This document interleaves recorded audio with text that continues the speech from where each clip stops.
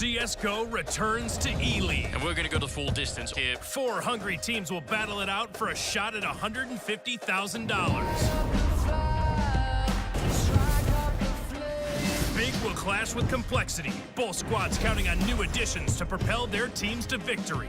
We're going for the trophy. CLOUD9 and Faze, the storied matchup for the best major grand finals ever, will meet again. I felt like we should have won that game. Can CLOUD9's roster help them pull off another huge upset? CLOUD9's back. North America's back. Oh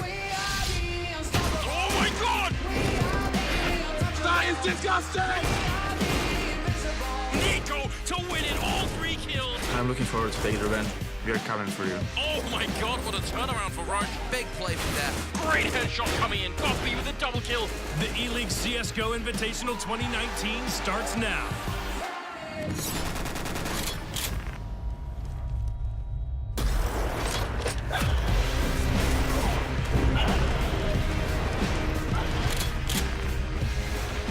Hello, everybody, and welcome to the Eleague CSGO Invitational. We're here in Atlanta, Georgia.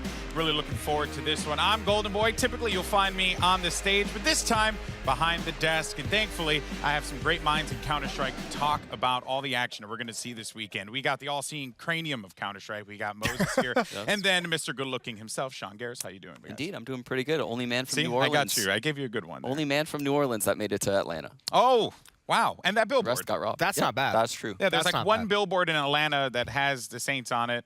God bless. You know, but beyond that, though, it's going to be a fun weekend here of Counter-Strike. Honestly, couldn't be more excited. First time for me doing something like this, and I kind of want to, just before we move on, Moses, how you doing? I didn't get to ask you. How you doing, buddy? We've got blistering hot lava tea in these cups, so the that spout makes is me adequate. really happy. Yes, indeed it does. Indeed it does. What also makes me happy, you're going to hear this all weekend, by the way, great transitions, is the bracket that we got lined up here. Let's go. So Eleague looking to prove that they can stretch a 4-team tournament over 3 days. Here we go. So we got Faze Clan versus CLOUD9. That's going to be your first matchup. And then Big versus Complexity. Now, I joke, but this is actually a very exciting competition for these 4 teams because a lot of them, we really don't know what to expect.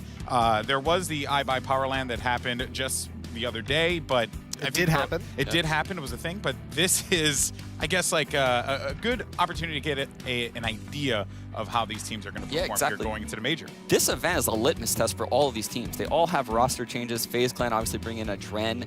CLOUD9 bring in Celsius. Both of those players didn't particularly play well last week at the Overpass tournament that Jason was at. Yeah, I was there. And the nice thing is, with all these new roster changes, these teams, the double elimination BO3 format, you're going to get a lot of maps in. Like, even if you lose them, you're getting 4 maps, definitely, right? So you get a decent amount of chances to kind of fix some of the mistakes, kind of build upon some of the things you did well. I love this format. We haven't seen it in ages. I'd like to see it with, like, 16 teams, obviously.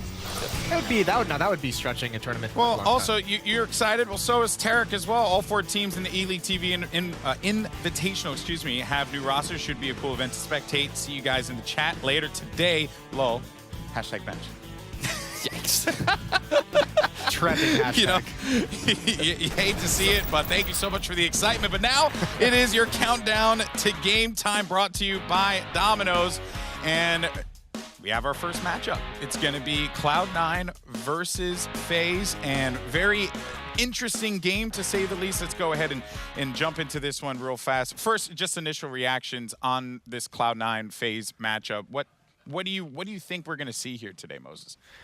This is intriguing to me because there's like this weird, I don't know why people are so down on this CLOUD9 lineup. I think they've showed great promise early on, and so along with some of the roster issues that they've had, and I think there's going to be some cool stuff. I think this is a much better team than the average person believes them to be. And on the FaZe side of things, obviously they've got the big names, they've still got some talent, but to me, FaZe feels like they're like one match away from just going up, from just being done. Wow. Speaking of one match, Jason, you know how many maps FaZe has won in the last 14 games?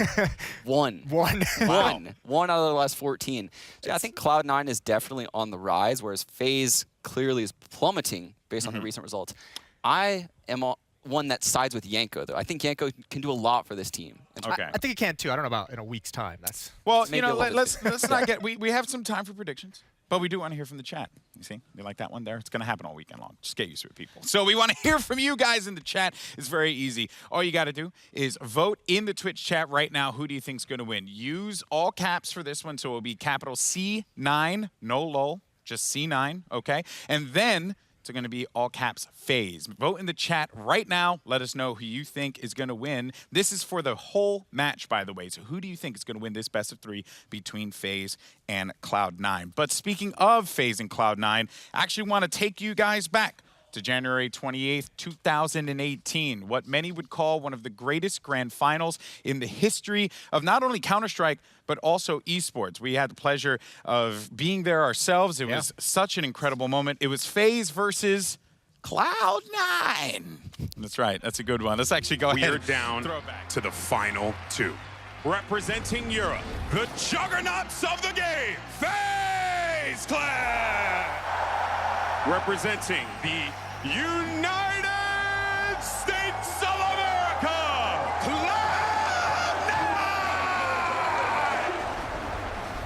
The finals start now.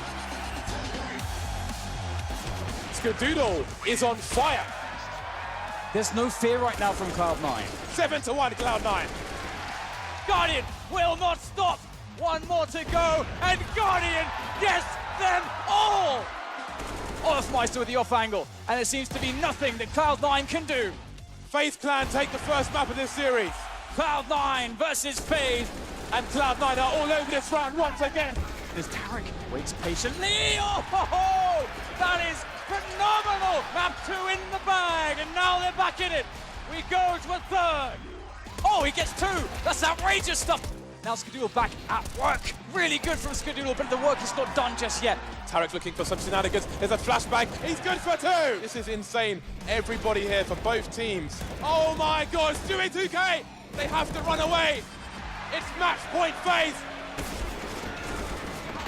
Stewie is going absolutely crazy. There's no time to plant the bomb. It's too late. The money's not there. One more round. Look at the time. There's 7 seconds to plant a bomb. They're trying to build pyramids, but there's no more clay. Stewie's won the round. We're going to overtime. How have they done that? Let's go. They came back all the way. It's Tarek all the way. 3 rounds in a row. Match point Cloud9. Guardian, he's the only man standing between Cloud9 and the Major. It's going to be a double peak. There's the first one. We're going to overtime number 2. Nico with 12. Is there time though? Is there time? I'm not sure if there is. It's going to be a close one. And he's done it. It's before, but this time he's been discovered. He has the frag. They're touching the bomb. And now goes Rain. Another bomb that is trying to defuse it again. But no. Guardian gets taken down. Absolutely unreal round from Cloud9. Tarek is a god. He cannot miss a single shot. Guardian waits patiently as Cloud9 set the push up. Oh, it's happened. They made it work.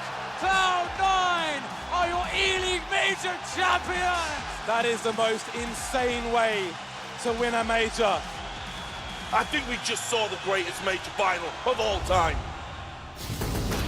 That's right, my bald friend Richard. We miss you dearly, but yes, amazing grand final. I remember being on the floor, watching that whole match, and just like this the whole time. Yeah. Just shocked. Like every play, every moment was so great. Yeah, there was a lot of really good stuff. I actually had production queue up my favorite moment of that entire grand final. If you guys can bring that up for me, just any second now. Welcome to the stage, CLOUD9! It's great. You know what? Puberty is fun, isn't it? Okay, listen. All right, in my defense, I had the flu, okay? I was very sick, but yet I still showed up, all right? You know, I showed up, and that's You committed to that's that the voice most I crack, could, and it was the most beautiful. I could say for you, my bald and beautiful friend. As a matter of fact, I don't know, wasn't there like some crazy, didn't you get like stabbed? I mean, you hate being stabbed in the back, right? Kind of like this right here. The only way... Oh yeah. Hey, Moses. How's that awareness, bro? Ben backstab on my brother. It's not great. Blinded by all Yeah, I the know. pies to the face. So there you go. There you go. All right. And one thing I am going to say though is I also blame Eleague production for this because, you know, they were trying to get me to egg you on, and then I knew you were going to egg me on, and then, you know, listen, we'll you get guys, you production think you're back. smart. We'll get them back somehow, some way. I say we each pick a moment in this show to swear and see if they're on their team. Well, I'm sure there will be plenty moments to do that. It's coming, boys. You know, let's actually reflect, though, because while that was one of the greatest grand finals ever way back when, in the day of 2018, times have certainly changed for these teams. I mean, big changes, roster changes, performance, everything. And actually, we have a nifty little graph to represent this here. And you kind of see Cloud9 just go all the way down and then come right back up again. You can see the free falls when Stewie left and then when Tarek left, and it's just like, oh dear, like those hurt so bad. That Cloud9 free fall hurts. Indeed, yeah, they went with the cryptocurrency trajectory right there. But now they are on the upswing. Jason, you are buying low, and I can respect that. I'm buying very low. So I can respect that. Faze looks like they're in the shape to do what Cloud9 did in 2018 right now. Yeah. Yeah, I mean, we'll see like what happens here, right? But this Cloud9 roster certainly looks very interesting on paper. And, you know, I mean, initially we have to kind of address the legends that are on this team, the names that are on this team that have performed in tournaments time and time again, but they also have some new faces as well. This roster has, what, 7 major trophies behind it across all the players. So, I mean, sneakily, they've had a lot of success as individuals, and you look at it, and it is kind of like, it feels like they're putting 3 puzzles together in one attempt right here. I think the big one is going to be Zelsis. This is a team you have to admire it, going down and finding, again, another very inexperienced player that they see potential in. Even, I believe it was what, Rush giving that interview where he's like, he needs more time and he's going to get it. He's got all the experience in the world around him to be able to kind of build up slowly and comfortably and not have to do too much too early. Yeah, and Zelsis is one of those players that can bring the mood of the team up. If you ever watched any of his streams, he's very positive. He always has good things to say. Yeah. So in addition, he's obviously an excellent player. That's how he ended up on this squad with major winners. Yeah, and then also there's the interesting, I guess, position here with Golden and Flusha, right? Like there was an interview that was just put out, right? Rush talking about how they like Flusha's more methodical style rather than maybe a little bit more of that frantic push ahead style that Golden will bring to the table. I don't know. It's only frantic if you're not Swedish. It's a very Swedish style. It's very like fast reacting and very like intuitive based off how an individual reads the situation. And obviously we've seen the Swedish teams between Fnatic and NIP over the years have success with it.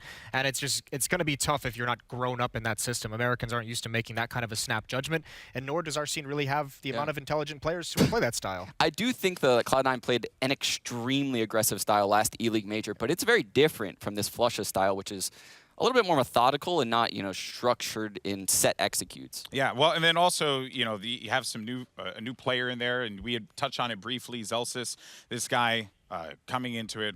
I mean, I hadn't heard of him, relative unknown. Like, what is it about this guy? Why does Cloud9 believe in him? What does he bring to the table for this C9 roster? I think he's just one of those young players that's willing to accept criticism. That's so rare in the American scene. I'm sure Jason can attest to that. He's a very skilled aimer, and he's been on Swole Patrol for quite some time with my ex-teammate Freakazoid, so he's grown a lot in the last year as a player. What I saw from him at iBuyPower was that when the positions he plays pretty smart Counter-Strike, and when the action like comes to him in his spot, he's very, very comfortable, and he's very good at dealing with it, and he does an effective job in his position. It's when he's got to like rotate out to another part of the map, when he's got to go kind of salvage a situation or help, he gets a little bit lost, I think, in the transition at this level of play, and that's where the learning curve is going to be. Yeah, and this matchup as well, while, you know, living in the present, we have to kind of reflect on the past, but you talked about the Eleague major just a little while ago, but also these two teams have squared off in the past, and there are some results that don't really favor Faze. It's been really just Cloud9.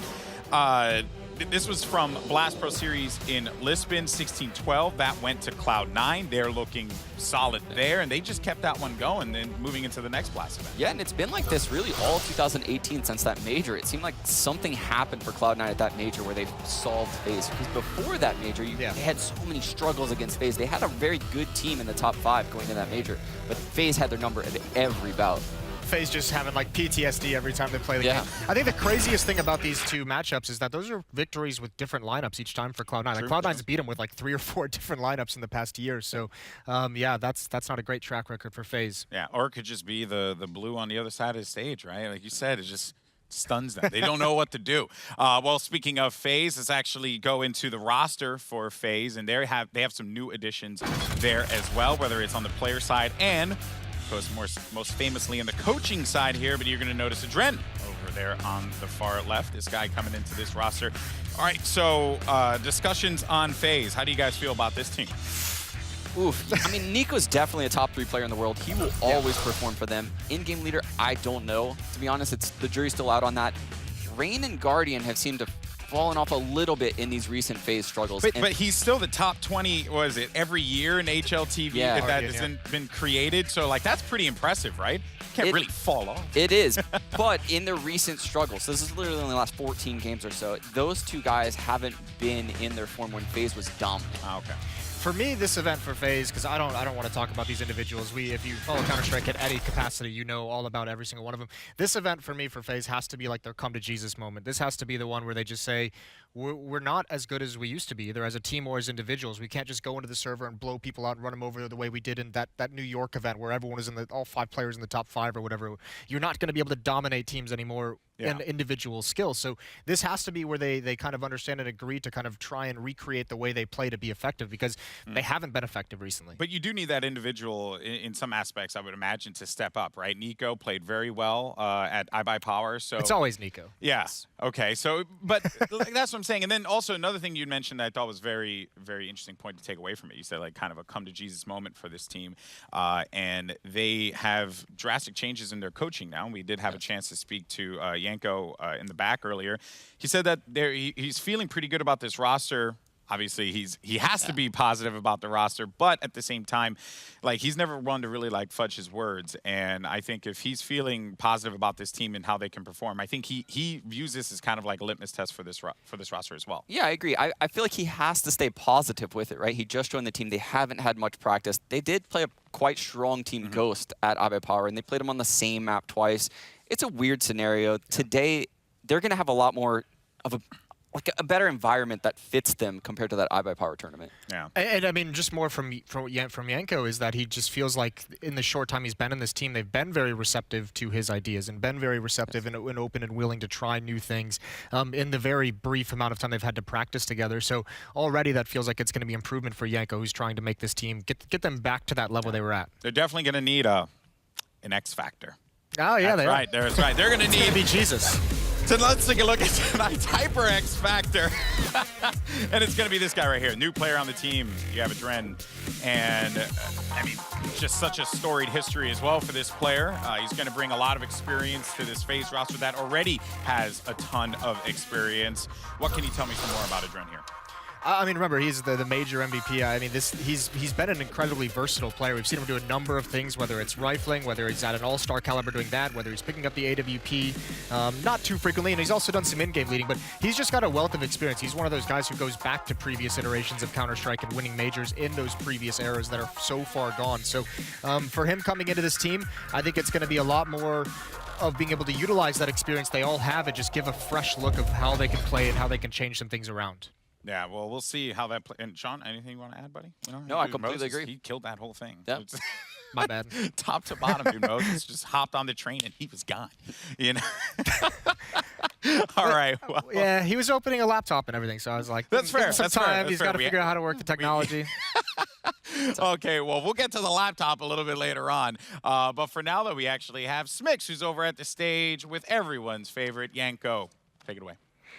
Thank you very much, Golden Boy. It's a bit surreal to be interviewing you when we've spent so much time in the green room together. But first and foremost, you're coming into your first match today. How are you feeling?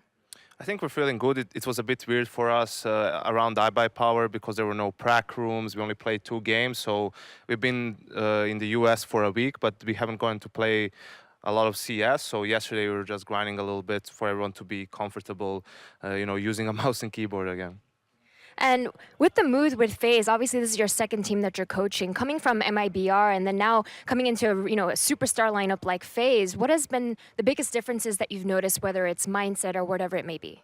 It's still early days with Faze, but I think one of the differences, this team has a bit of a better atmosphere because the 4 players that are the core of the team have been together for a long time. They're used to being an international lineup, speaking in English, so there's not really that many obstacles there, and everyone's been pretty open-minded when it came to introducing some of the new things, when it came to changing some of the things that they're, used to doing, whether it's just tendencies when it comes to practice and so on, when to show up. So it's been so far so good in that department. We'll see how it goes moving forward. That's really, really great to hear. And for yourself, coming into a lineup like Faze, it's no question that throughout this year, Faze is sort of looking the most vulnerable it's looked in quite a while. So from your perspective, coming in as the coach, what is your emphasis and what are you looking to focus on? Well, I think it's been two things. One of the things has been they also had internal issues within the team, in the second half of the year. I think that's really hindered their performance. But besides that, I think it's obvious that Counter-Strike has evolved in the last year extremely so that you cannot just be dominant anymore sheerly based on individual skill, right? You need to have a high level of team play, and you need to be able to do more than just, okay, we're 5 really good players, everyone's going to do their own thing, and people are just going to come and die, and fall in front of us. So I think it's that the second thing is kind of adding a little bit of structure and, showing them that some things, you need to have a bit of a deeper thought process behind it, and that breeds consistency, which is in the end what, everyone is trying to chase. And speaking of Counter-Strike evolving a lot in this past year, C9 has evolved a lot too. This roster has gone through so many different changes, and now with the addition of Zelsis, we saw a hint of what that might look like last week at iBuyPower. What do you think? How do you think it's going to go? Yeah, I think for them also they're trying to figure things out a bit. They've had a lot of changes. They've had the whole Golden situation, right? Like he's on the team, but he cannot travel. He cannot play. He's the in-game leader. For me, that's the most important player on the team. So they have a lot of adjustments to do themselves. On paper, I like the fact that they have, Flusha and Keo, two very experienced players who've won majors, played on the big stage, and I think they can really help, someone like Zelsis kind of get through those initial nerves of playing with such big names or playing against, big name opponents as well. Well, thank you so much, Janko, for sharing your thoughts. Good luck on this match. Golden Boy, back to you. Thank you so much, Smix. I just really want to know if Janko can phase up. You know what I mean? That's all I want. He said he was struggling with it. Yeah, he says he just points at the logo curve. now. Once you get it down the first time, it's easy from there. Good insight though, obviously, from Janko. And yes, Counter-Strike has indeed evolved quite a bit over time. And do you think maybe that's why this Adren pickup made a lot of sense, right? Maybe less of the emphasis on the individual player, more emphasis on the team play. Do you think that was one of the reasons? Maybe. I think they were looking more for skill when they picked up Adren, though. They wanted someone more skilled than Kerrigan. They didn't really want an in-game leader, but they wanted someone experienced, and Adren fits that mold for them. And also someone who doesn't need to be like the big guy. Doesn't need to be the center point of any kind of thing they want to run. It'll be interesting to see. This feels almost to me like a pickup where it's kind of like we're going to see what happens after the major. This doesn't feel like a long-term pickup quite yet, unless maybe they something clicks and they really like how they played with him. But for the moment, it just seems they wanted to have a free agent who had some skill, who wasn't going to need to have all the attention on him and everything like that, that could kind of slot in and see where things go in these early returns of the first 2-3 months. Well, we saw Faze in a recent competition at iBuyPower, and now we have some map tactics. That's right, map tactics, presented by Air Force. Sean, what do you got for me, buddy? Yeah, so this is that first matchup against Ghost, and I think this goes to show what Janko was referring to, right? This is an excellent fake on the inner bomb site on a pistol round. This is an extremely rare thing to do. So you can see Nico getting ready to launch a smoke. That's going to go all the way to Z right here. And Steel is going to spot Guardian and Rain pushing inner. And I'm going to pause it right here because this is why Faze is so strong. And Janko knows this, is they have such skilled players. Rain and Guardian solo taking the inner bomb site is a possibility when you're someone like Faze. So you can see together they're going to progress through upper, and they're full sprinting this entire way. Meanwhile, the bomb is all the way by Ivy, just walking, making no noise. So Rain's going to trade that kill on Steel, and everyone is rotating to the inner bomb site because this so much looks like an inner hit from the CT's perspective. And from there, the outer bomb site's completely free. Nico has a quick fight with Kusta, but then Kusta gets pinched from both Rain and Nico. Olaf's already at the bomb train. Adren's going to get the bomb down. And this round at this point is completely unwinnable from Ghost's perspective. Having the bomb down in this time of the round, Olaf sneaking into Heaven, Nico playing bomb train, Adren getting Ivy control. They played the 3v3 very well. And even with Freakazoid getting that opening pick, it's too much for them to come back from at that point. Yeah, too much positioning. Those fakes, those like small man units like the Rain and Guardian inside, those hit like a truck, like you said, just because of the ability of the Faze guys. Those can really, really hurt it. With the rotations the way they are, with that smoke up, it denies a lot of information. So that round was really well played by Faze. Yeah. absolutely well executed without a doubt. Those are going to be the things that they need to do in this game against Cloud9, and I think a lot of people are going to be looking for that as well. FaZe fans who are voting for FaZe and hoping that they're going to take this win, those are the kind of plays that you're going to want to see from this team. But now it's time to move into our map picks and bans and see where this all falls. And we have a nifty, fun little wheel here, a little scroll wheel. I know all about that as a controller player. You do. Oh, you really took the strength away. That was said it before you did, bro. Said it before you did. But here we go. So Cloud9, they're gonna go for their first ban. Dust2's out of here. I think we're gonna see some pretty standard maps. Yeah, you're probably gonna see like some Mirage, Inferno, Overpass. Both these teams like those maps. FaZe saw them lose twice on Train, but obviously they must enjoy it, which is why they kept going to it. That or it was like the massive arrogance of just being like, you won't beat us on it twice. We're going to come right back at you. Overpass going to come in for Cloud9. I would expect to see a Mirage pick out of FaZe. That would make the most sense to me unless they're really feeling that Train. But neither of these teams like to play Nuke. That's just being floated out there for some fun. Yeah, indeed. And going back to the majors, when you really saw FaZe's comfortable on Mirage with Nico calling, that was the one map they kept going towards once Kerrigan stepped down.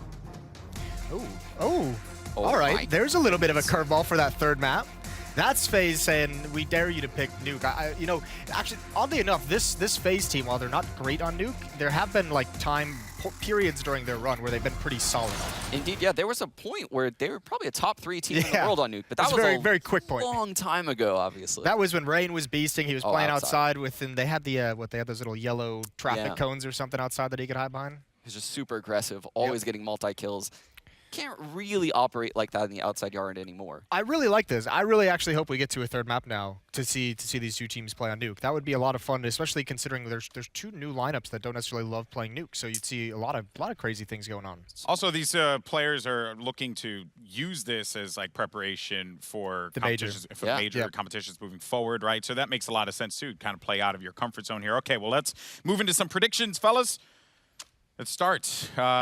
Moses, start with you. Yeah. No, we'll start with you. I'm going with Cloud9. I think this team is I don't know if I want to say underrated, but I think people are sleeping on how good they can be. I think man for man, this is a very talented team individually, and I think they've looked much better. Oddly enough, with Flusha and Keo coming in, you kind of scratch your head at those pickups, but I think they've looked much more cohesive than people would have expected. They've also got Rambo behind him today. It's not Valence. Apparently, he was feeling under the weather when he got here to Atlanta, and Rambo stepped in ready to go. So I'm going to save everyone the time and yeah, because I know everyone wants to know my opinion, and I'm going to say Cloud9. There you are. 100% Cloud9. He's you done know, I've joined the side of Moses here, but Sean. Well, if I were to say Cloud9, we would all be wrong. So I'm going to go ahead and say FaZe because I have faith in Yanko. All right, let's save that clip, production. Yep. So I have faith in Yanko. I think what he did for Fallen in MIBR, bringing him back, I think he can do the same thing for the players of FaZe individually, as well as on a tactical level. Yeah, I mean, you know, well, smartly put, but who knows, right? You're probably going to be wrong. I'm kidding. I'm kidding. I'm just leaning into it. We want to hear from the fans, though. We want to know what you guys think in the chat, and you had an opportunity to vote this entire time. You were using Caps FaZe, Caps C9, and it is 57% for FaZe, 43% for Cloud9. So it seems like the chat agrees with you, Sean. Indeed. We have a lot of smart How happy does that make you? Well, I think FaZe up chat. I think a lot of people, though, are kind of look at FaZe, and regardless of some of the issues, that they still feel very confident in this team, as they should, because they made some good changes that could really work out for them in the long run, and they have great coaching. They have a lot of great pieces that they can work with here. The one tough thing about putting against FaZe is like, no matter how bad they look for 14 games, if they come out and they're all on point, like the game's over. They're just one of those teams who can just steamroll you for no good reason other than they came in and they had like 2 or 3 players who are on fire. Yeah, it's going to be a good game. I'm excited for it. By no means am I confident in this pick, by the way. I just want to go ahead and step back a little bit. He's hedging already. We've got him. Cloud9 did beat NIP, Fnatic, FaZe, MIBR. They've been some good teams in their last 10 or so matchups. So. See, I appreciate the logic that you bring to the table. But now it's time to send it over to our casters for this game 1. Let's go over to DDK and Bardolph. Take it away, fellas. Thank you very much. Over here at the Boost mobile casting desk, for me, first I picked FaZe for this, but looking at the maps with Nuke as a third map, that's a very giant question mark for both teams. I think Overpass is a 50-50, so for me, I think that FaZe take it in 2 maps, or Cloud9 take it in 3, maybe. Yeah, I think a lot of these matchups we have are 50-50s, which makes them very exciting because it's a journey of discovery for all of us. I think this Cloud9 lineup on Overpass is, I think it's easy to underestimate them. Obviously, Zelsis is a new factor. We won't quite yet know how he'll perform here. Faze, obviously, previously we saw that performance against Ghost at iPod Power Masters. Probably not the most comfortable environment, but here they're super comfortable in the Eleague studio. They've done this many, many times before, so they'll have that advantage most likely. So I mean, it'll be interesting, as Jason said, if we get to see that premium Faze on Overpass. That's pretty damn scary, James. That's like a top 3 Overpass team in the world then. Indeed it is, and we're going to move into the game now with FaZe Clan starting on the counter-terrorist side. Cloud9 will be the aggressor, so this is going to be such an interesting series. Nuke as the 3rd map is going to be very curious indeed. So we've got 4 players going towards A for FaZe Clan. This is not what you normally see. Often you'll find a CT player just spotting to see what's going on and rotating out of B, but aggression is the course of the day. Nico and Rain with 2 first frags, and Rush will get one back. Yes, the bomb is dropped towards Playground there, so they'll have to try to contest this area. The CTs will be forced back. Rush is going to gain control of Party. So things looking a little bit better here now for Cloud9 as they push forwards, but also could throw a wrench into the works as he starts to poke and prod and find out more information as to what the Cloud9 side is doing. Trying to see if they're actually going to go for this A committed play, but Rush is investigating by himself. Oh, he's got the flank as well. Finds a headshot on a Dread, and that's it. Triggering the push there. Kyoshima bursts out, finds Olofmeister by the stairs, and now it's Rain in a 1 versus 3. But he has time, James. He does indeed, but he's not anywhere near the bomb. So if he was to face Kyoshima, for example, and win that duel, then that would be early information for the remainder of the squad. With Rush towards A, could even rotate the bomb. Flush is in the red though, so they've got to be careful. Rain starting to move in now. This is still very doable. It's not anymore. Not when you get blasted in the face. A cannon at close range from Kyoshima gives Cloud9 the pistol round. I love that round. That was so fun to see. Just the bomb dropped. You can see both teams trying to adapt to that information. Then Cloud9 just holding. Faze holding in a forward position, but not really overstepping. But Cloud9 had that 1-player Rush, just able to make a play by himself. The communication on Cloud9 to wait for him to get that flank in, and then triggering the push. That was some beautiful CS off the bat. Cloud9 look like they've got some good coordination here. Rush, 24 years old, pretty much the average age on the Cloud9 side, whereas on FaZe it goes from 21 to 28. Nico, of course, just 21 years old. Crazy to think about it when you look at where he places in the top 20 every year.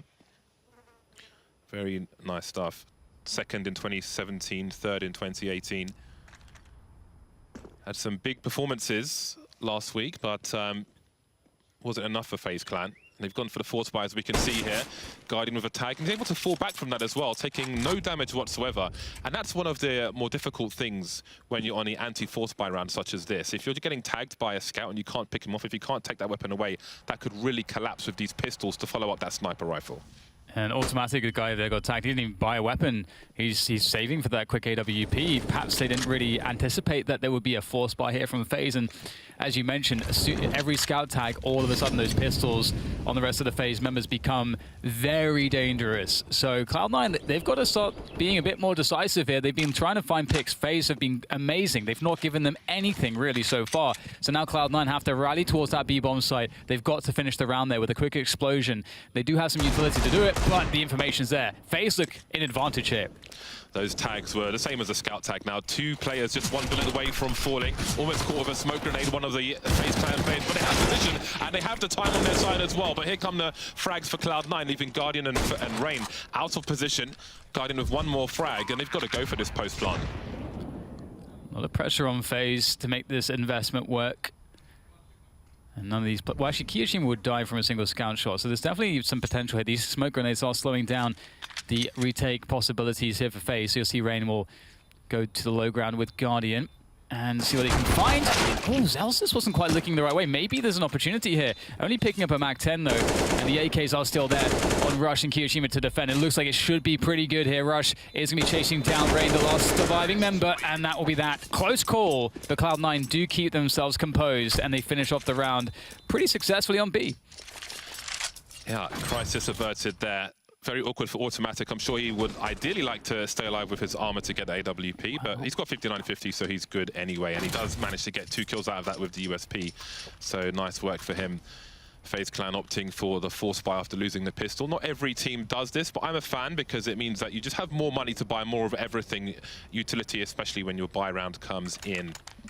There is a pause. It's a technical pause at present. Hopefully it was resolved soon. Need one player to reconnect to the server. And then we should be good to go. Nice to see Janko again, regardless of where he's standing. Fellow watch aficionado.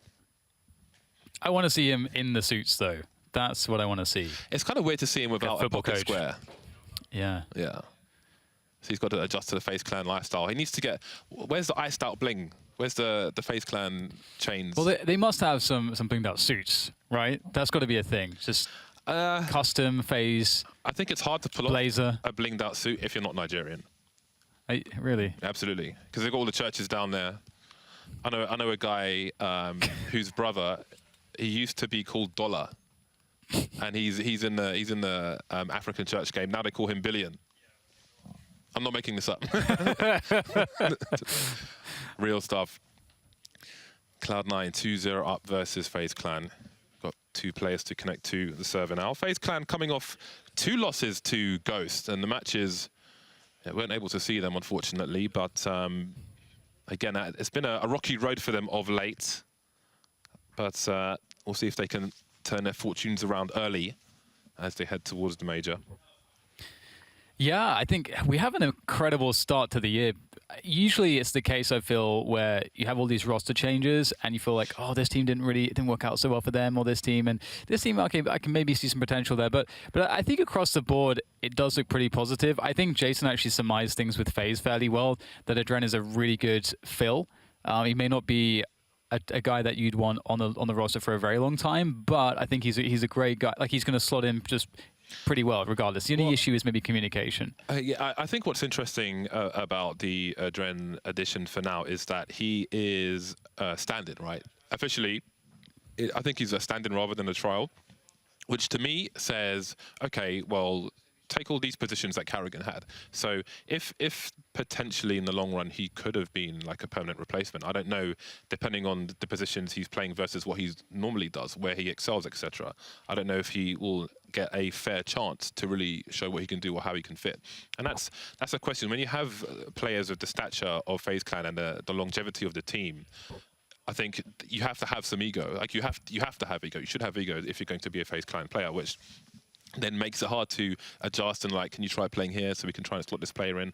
You know, I think that's less likely to happen in his position.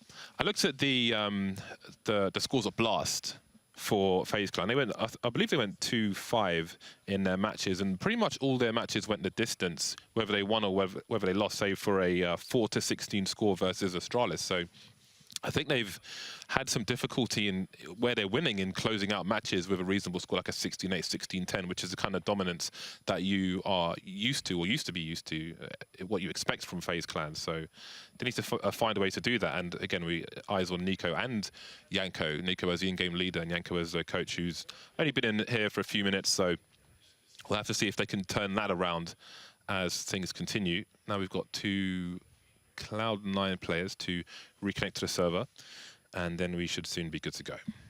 The scary thing in this match right now is that Cloud9 are off to a pretty awesome start if you consider that the Force Buy came in from FaZe and they were not successful. It's 2-0 on that T side for Cloud9. I feel like FaZe, they need that strong CT side in general in this series. We're going to need to see those strong CT sides, just because the T sides are harder when you have, at this level, you're playing with a new player.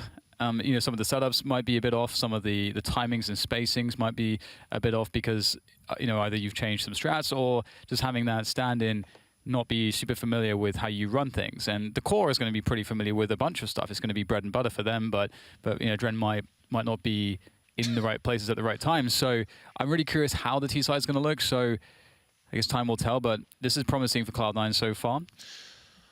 Looking at the statistics of the maps on HRTV in the last 3 months, on Overpass, 5 maps for Cloud9 and 7 for FaZe, and Cloud9 have had a 60% win rate and FaZe 43, which I think is fairly close considering the number of maps played. I don't think if there were more, then obviously it would be stronger. So I think that if Faze are going to, for me, if Faze are going to win, it's a 2-0, and if Cloud9 are going to win, it's going to be a 2-1. But I really don't know what to expect from Nuke because there's no record in the last 3 months for either side, so that's going to be like a mystery box. But if that's something that Cloud9 have been practicing and Faze they haven't been playing it in the last few months, and they have to try and figure that out with Adrenaline, it could be a master stroke. But it could also end in disaster for Cloud9. So they may be trying to prey on some perceived weakness if it goes that far, but we'll have to see if it gets there. So there's something really funny about when you look at statistics sometimes, and when you're just in our position and you just watch an enormous amount of games and you sort of don't think about the statistics, because you kind of get an overall feeling as to how strong a team is. You just look at that team, you look at the map, and you've built this association between how they play and how their style works against various teams.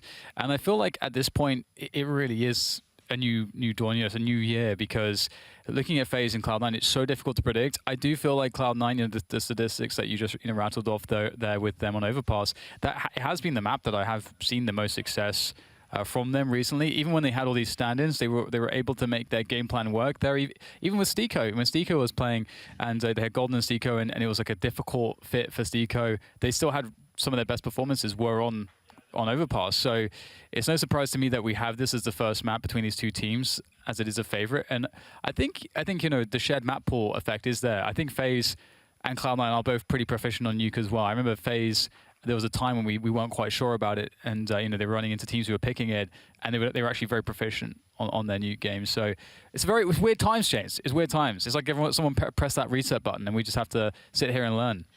Yeah, good time to do it in January. We'll soon have the match medic restored. I think we're just a few seconds away now. Let us know how you are watching the match. Always nice to see. Send a tweet, send a picture to Eleague TV on Twitter. Send me one as well. I'd like to see how everybody is tuned in. And me. And Dan as well. Just send all of us. Yeah, I want to see those mounted monitors. Send Jason pictures of eggs. Any reason in particular, James? You can't figure it out, Dan. 2-0. Okay, we're good. They have restored the match, and I think we're about to get into it. 17 seconds away from the third round in this best-of-3 series, our first of 2 today. Cloud9 leading 2-0 after winning the pistol round, and a difficult anti-force buy. FaZe Clan did go for the force buy in the second round, if you are just joining us, and now we move into the third. Yes, indeed. FaZe just losing their force buy in the second round, which means they are going to be broke. And Cloud9 can stand to make a lot of money here, gain more momentum as they move things forwards on this T side. And things will get kind of difficult for FaZe because they won't have... They'll get one chance, then have to eco off of these buys. So let's see if they can get some damage in with the pistols here. It's funnily enough, Blush is actually not bought anything. He's going to get absolutely murdered there towards the fountain. Only a Glock for him. Automatic staying on the P250. And it will be cleaned up though by Rush, so that's very nice for him. And Automatic as well with that P250. So they've actually saved an enormous amount of cash. They have Cloud9 moving into the following rounds. And we'll see the first big buy from FaZe, bringing out the AWP on Guardian. That's going to be very key. I'm also looking forward to seeing, Rain. He's so... Like, we identified the toilets position, the bathrooms, the restrooms, however you want to call it. The labs, the lavatories. The bogs. The bogs. That's 5 ways to say toilets, James. That's wonderful. But we associate him with that position on the map, and I want to see... I love toilet stand. Sanitation is fantastic. His form is like... Double sniper rifles for FaZe Clan, Olofmeister and Guardian with the scopes. Very... well, the entire team pretty much for FaZe Clan. Very good with sniper rifles. The initial map control being taken. 3 players towards B early, which is very curious. Some double nades from Cloud9. You do see these from FaZe Clan as well, outside the monster tunnel, but they're a bit more competent than what we just saw from Cloud9. So big presence, and Automatic is creeping in. Got to be careful around the barrels. Doesn't see anybody there just yet. He's got 2 players in tow. Someone can hold that angle. Now, he probably wants to stay to the left-hand side of this pillar to start with, and that's a lovely pick on Adrenaline. Now they can just swarm, and only 1 player is here for FaZe Clan. Yes, they've managed to make their way in. FaZe playing that retake game, although Nico is still in position. Perhaps he can do something sneaky, but just wants to hold that water area, stop the T's from pushing that. That does give his teammates a way into the site more easily if he just holds that, and he can coordinate with them as he pushes to smoke, edges his way. No one's watching it. He gets a lot of damage, picks off Rush as well. Another for Nico. Problems here for Cloud9. How will they recover? Flusher might have to come and help his teammates. He's been holding rotation in connector, but nobody's there. And now we've got Guardian posted up on an angle, but Automatic's got a superior one. And Zelsis is in a pretty good position as well. The both are looking fantastic. Can't get a second kill, though. And Rain now has to fall back and save what he can. Can he pick up a sniper rifle? Something. 4-0 for Cloud9. What a great hold there from them. Nico's push, I was really worried for Cloud9 at that point because it really felt like there could have been 1 or 2 players covering that position, yet it seemed to go completely unwatched. And thankfully, Automatic and Zelsis really held their line here. Beautiful pick off there from Automatic. He's proving himself to be an excellent sniper so far, and not just sort of a guy like Nitro who picks it up because he has to and just plays it defensively. No, Automatic, it feels like he can be the real deal. Yeah, he has proven himself on an Overpass for a while with the AWP, and now on both sides he is shining. Definitely a solid setup there from Cloud9. The post plants were well positioned. Post plant players, and once again they start the same way with 3 players towards the B bomb site. But do they have something else in store for FaZe Clan, who will be on eco here? The loss bonus is very high already. Still have a solid buy once again. Now, I do wonder if this will be a general default we see from Cloud9, where they start to show some variation later on. Time will tell. They won't want to show too much in a round such as this, because the threat is considerably lower than normal. But it seems they'll just wait out FaZe Clan, who try to make something happen and then get picked off for free. Yes, this is certainly a more forceful approach from FaZe than we saw, rather sorry, from Cloud9 than we saw previously when they played against the Force Bite. And nice frag from Guardian there, though I don't think he'll be able to deny the entry for Cloud9. And indeed, Zelsis will deal with Guardian, and that should be the round now for Cloud9. Just Rain who's lurking around. He can just go for some damage. Doesn't matter if he loses his gun. And he can't quite get the kill there. Rush, good for it. And Cloud9, 5-0. FaZe really not having a good start on the CT side. Of course, Cloud9 will be building a fair chunk of money. If they don't lose too many players and FaZe Clan win a round, then they will be in a high-risk situation phase of getting reset and losing that money bonus. Oh my god. We've got the Orgs coming out now. Adren has picked up a second scoped weapon in this round, because Guardian will be the single sniper.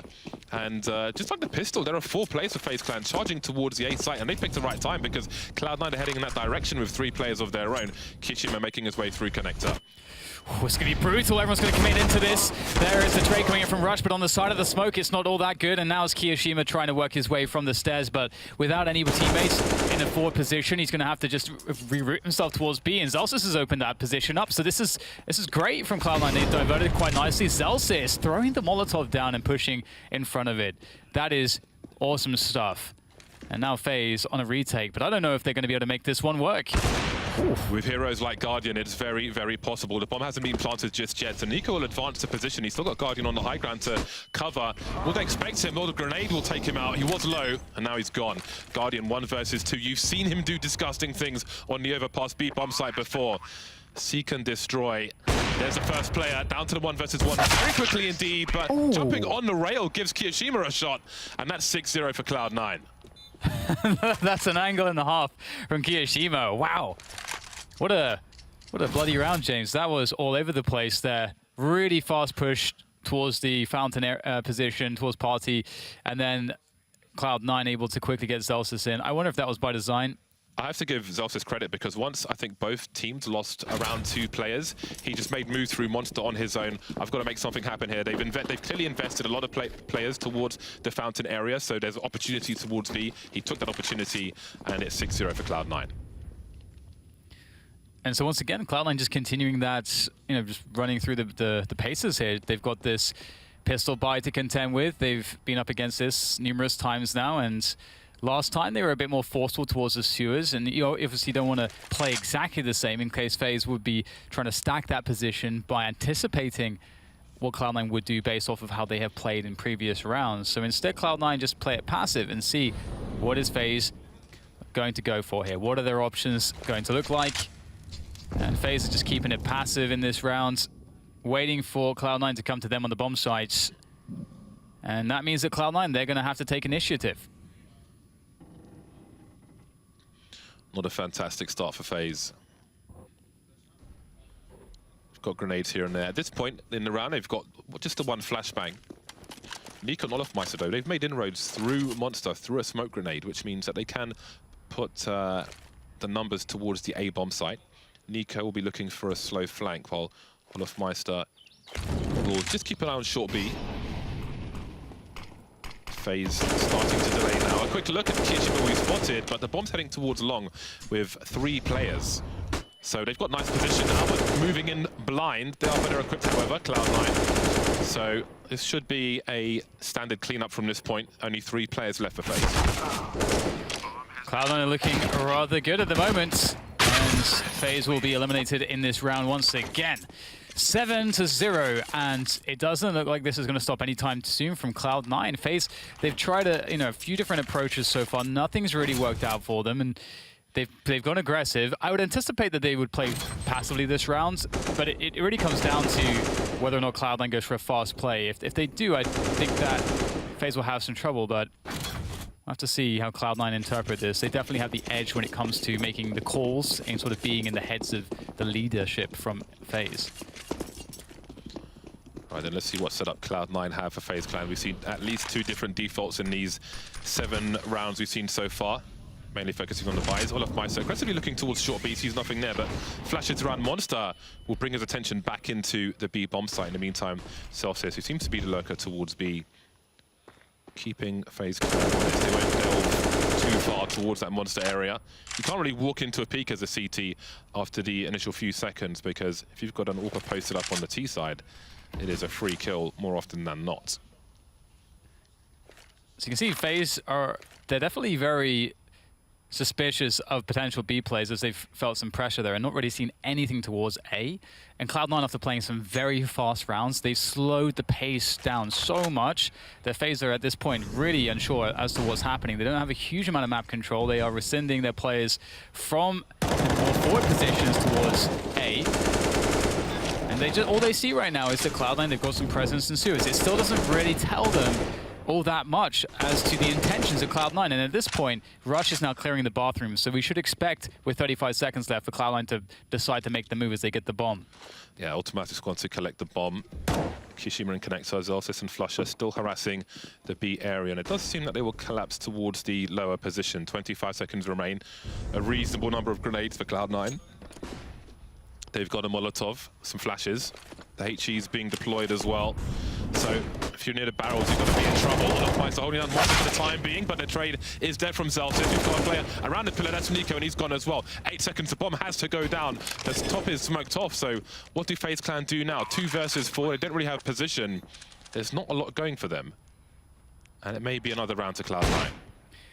This is really cool to see, actually.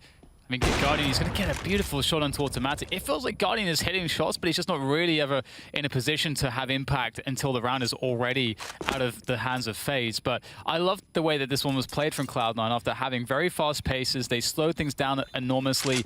They suggested that B, and then created a situation where so much time passes that you start to get, if you're on the CT side of Overpass, you start to get very paranoid that an A attack is going to come in, because that's way harder to deal with and to take back than a B bomb plant. And when it's very late in the round on Overpass, you have to, you end up giving up the forward positions. So it makes you even more fearful that the A play comes. So we saw that FaZe rotated 3 away. Cloud9 hit B the second that there's 2 players there. So that worked out. That strategy worked out perfectly.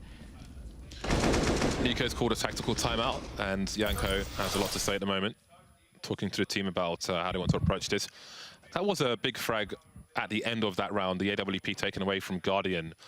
It's only been a few rounds where we've seen mass aggression from FaZe Clan at the beginning of a round when they've had a full buy, but that round there was some potential for it with the AWP of Guardian, but it is no more. So they've got the 1 rifle, a bunch of pistols and some Kevlar, I'm sure, in this particular round while they wait to have a full buy at the 0-9 scoreline.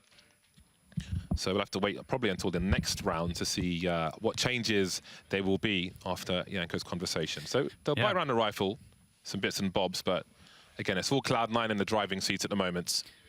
Yeah, I managed to catch. I mean, it's great this international team. I can hear what Janko's shouting. He's got that that good projection after being on camera for so many years. But I'll hold that thought for now, as we do have a quick push coming in from Faze with Kevlar and pistols. Got the one rifle, but it's not looking too bad for them so far. The trade is coming from Rush. They'll continue to push forward as the transfer not quite there, but Zelsis in position to continue the trade game, as it will go the way of Cloud9. And I might have a moment to tell you exactly what Yanko said. If this does slow down, which it looks as though it may. And more or less, he said to the team, like, look, that was pretty unlucky. You know, they played a really slow round. One of the issues we're having is that we're playing all these retakes, but we have no information. And so, based off of what he said, I would anticipate that we're going to see FaZe playing harder for information. You know, more pop flash plays, trying to investigate more, especially around the mid rounds. And in that round that they did lose, it was pretty evident that they were just completely starved of info. And that was part of the strategy of Cloud9. That's what they were going for. However, this round's not over quite yet. Olofmeister, obviously, only a CZ, but we've seen 2-3 kills out of these elite players with a CZ many times. Unfortunately, though, he's not quite in the best of positions to make that one happen. The range is a bit too great of a task to overcome. Olofmeister around the toilets. Well, if Guardian could have stayed alive, maybe one could run distraction for the other to seize the moment, but again, it will be another round for Cloud9. Moving towards those double figures, could not ask for more than they have right now, Cloud9. A solid 9-0 lead versus FaZe Clan in the first map of this best of 3 series. Again, fair chance that nuke is to come if things continue to go this way. And who on earth knows what's going to happen there. But something must change for FaZe Clan in round number 10 here on Overpass. Again, we've had a conversation from Yanko. You heard some talking from Dan as well. And now we'll see what change there will be. 1 A, ooh, that's a rough statistic, but it's never too late in Counter-Strike. 1 AWP on Guardian, 1 AWP on Automatic for Cloud9, as we see 3 players towards short B, well, towards B, once again for Cloud9. Yeah, that default is there. FaZe opened things up as they did in the previous round in which they lost. So we did see that timeout where Yanko was talking about info.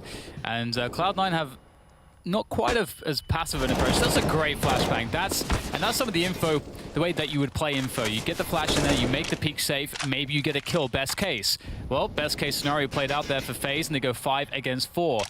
This may speed things up for Cloud9, or Cloud9 may decide, okay, look, let's just hold onto the position we have and see if what Rush can glean from that A side of the map. And it'll be quite risky for Rush. He is alone moving up the A long positions right now, but if he can clear the bathrooms and work out that there is no one there, like, throwing a fake becomes a possibility.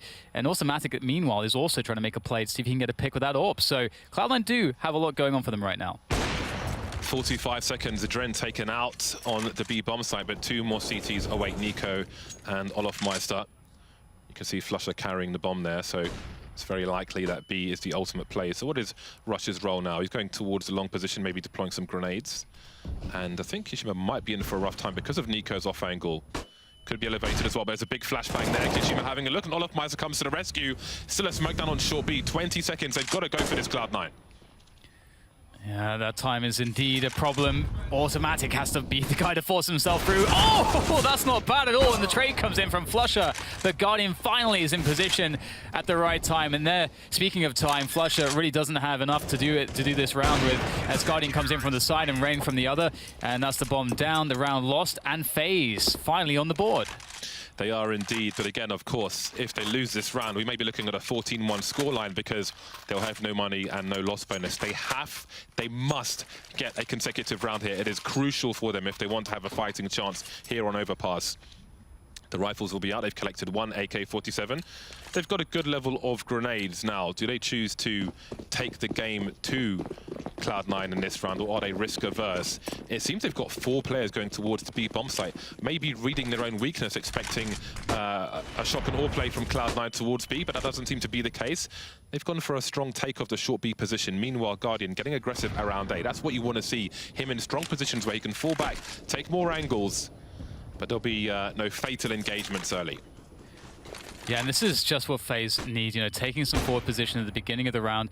Having sewers over the T side is really, really strong. It allows you to play the A and B bomb sides completely differently. Of course, you have to worry about them just rushing through Monster, but that is not so likely, generally speaking, and you'll often have the information with these two players in sewers. And look at how strong this position is.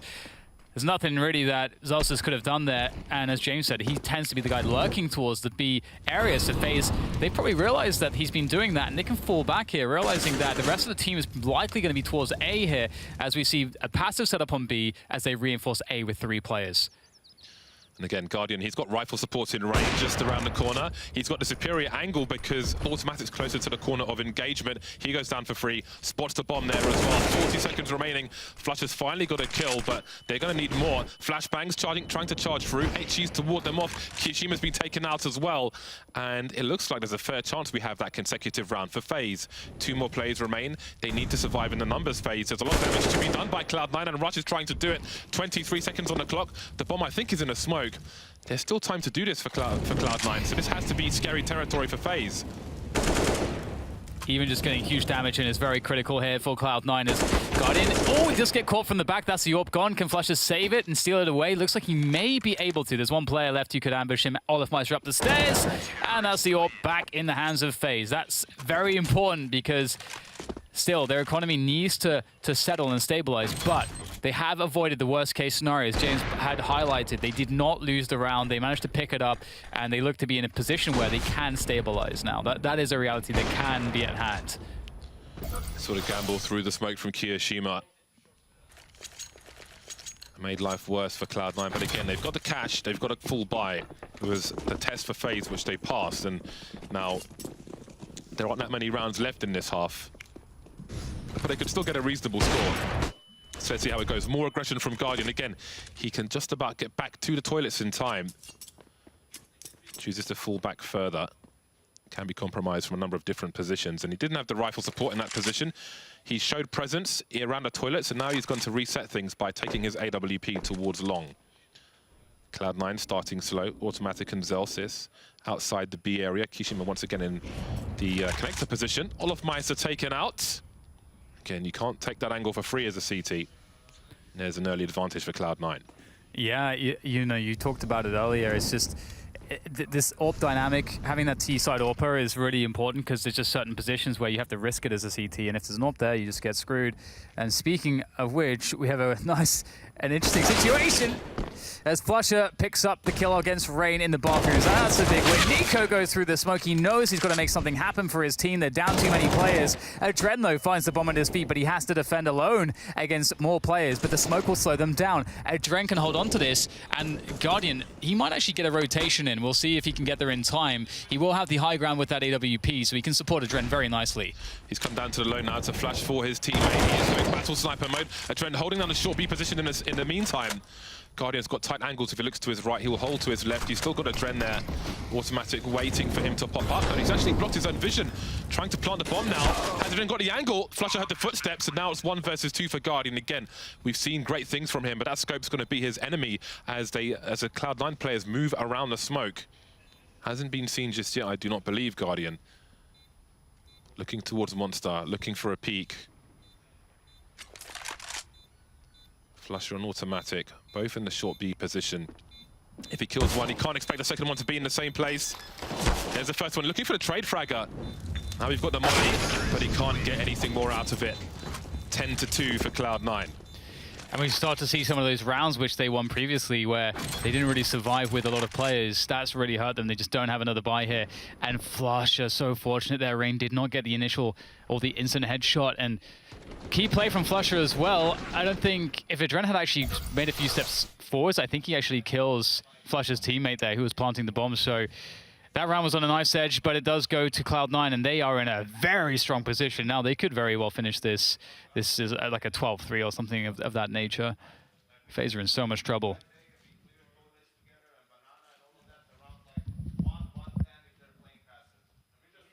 I don't know if you guys can hear what we can hear, so I better start chatting. 3 rounds remain. Indeed, Bianco's finished his conversation now. Guardian is chiming in as well. They're talking about what Cloud9 are doing. again, we saw previous conversation about playing passive and information. And I think Olaf maybe going for an information play, but you never quite know who is waiting for you to poke your head out. Jack in the box, you got smashed by the mallet. Hello. This is kind of weird, man. I like it. It's very. Of course, you like it. Yeah, man. It just looks odd. Show me the schema. The shoulders running like Vince McMahon. Now we've got Zolcis as the solo lurker on this occasion. Automatic will take his AWP to pastures new.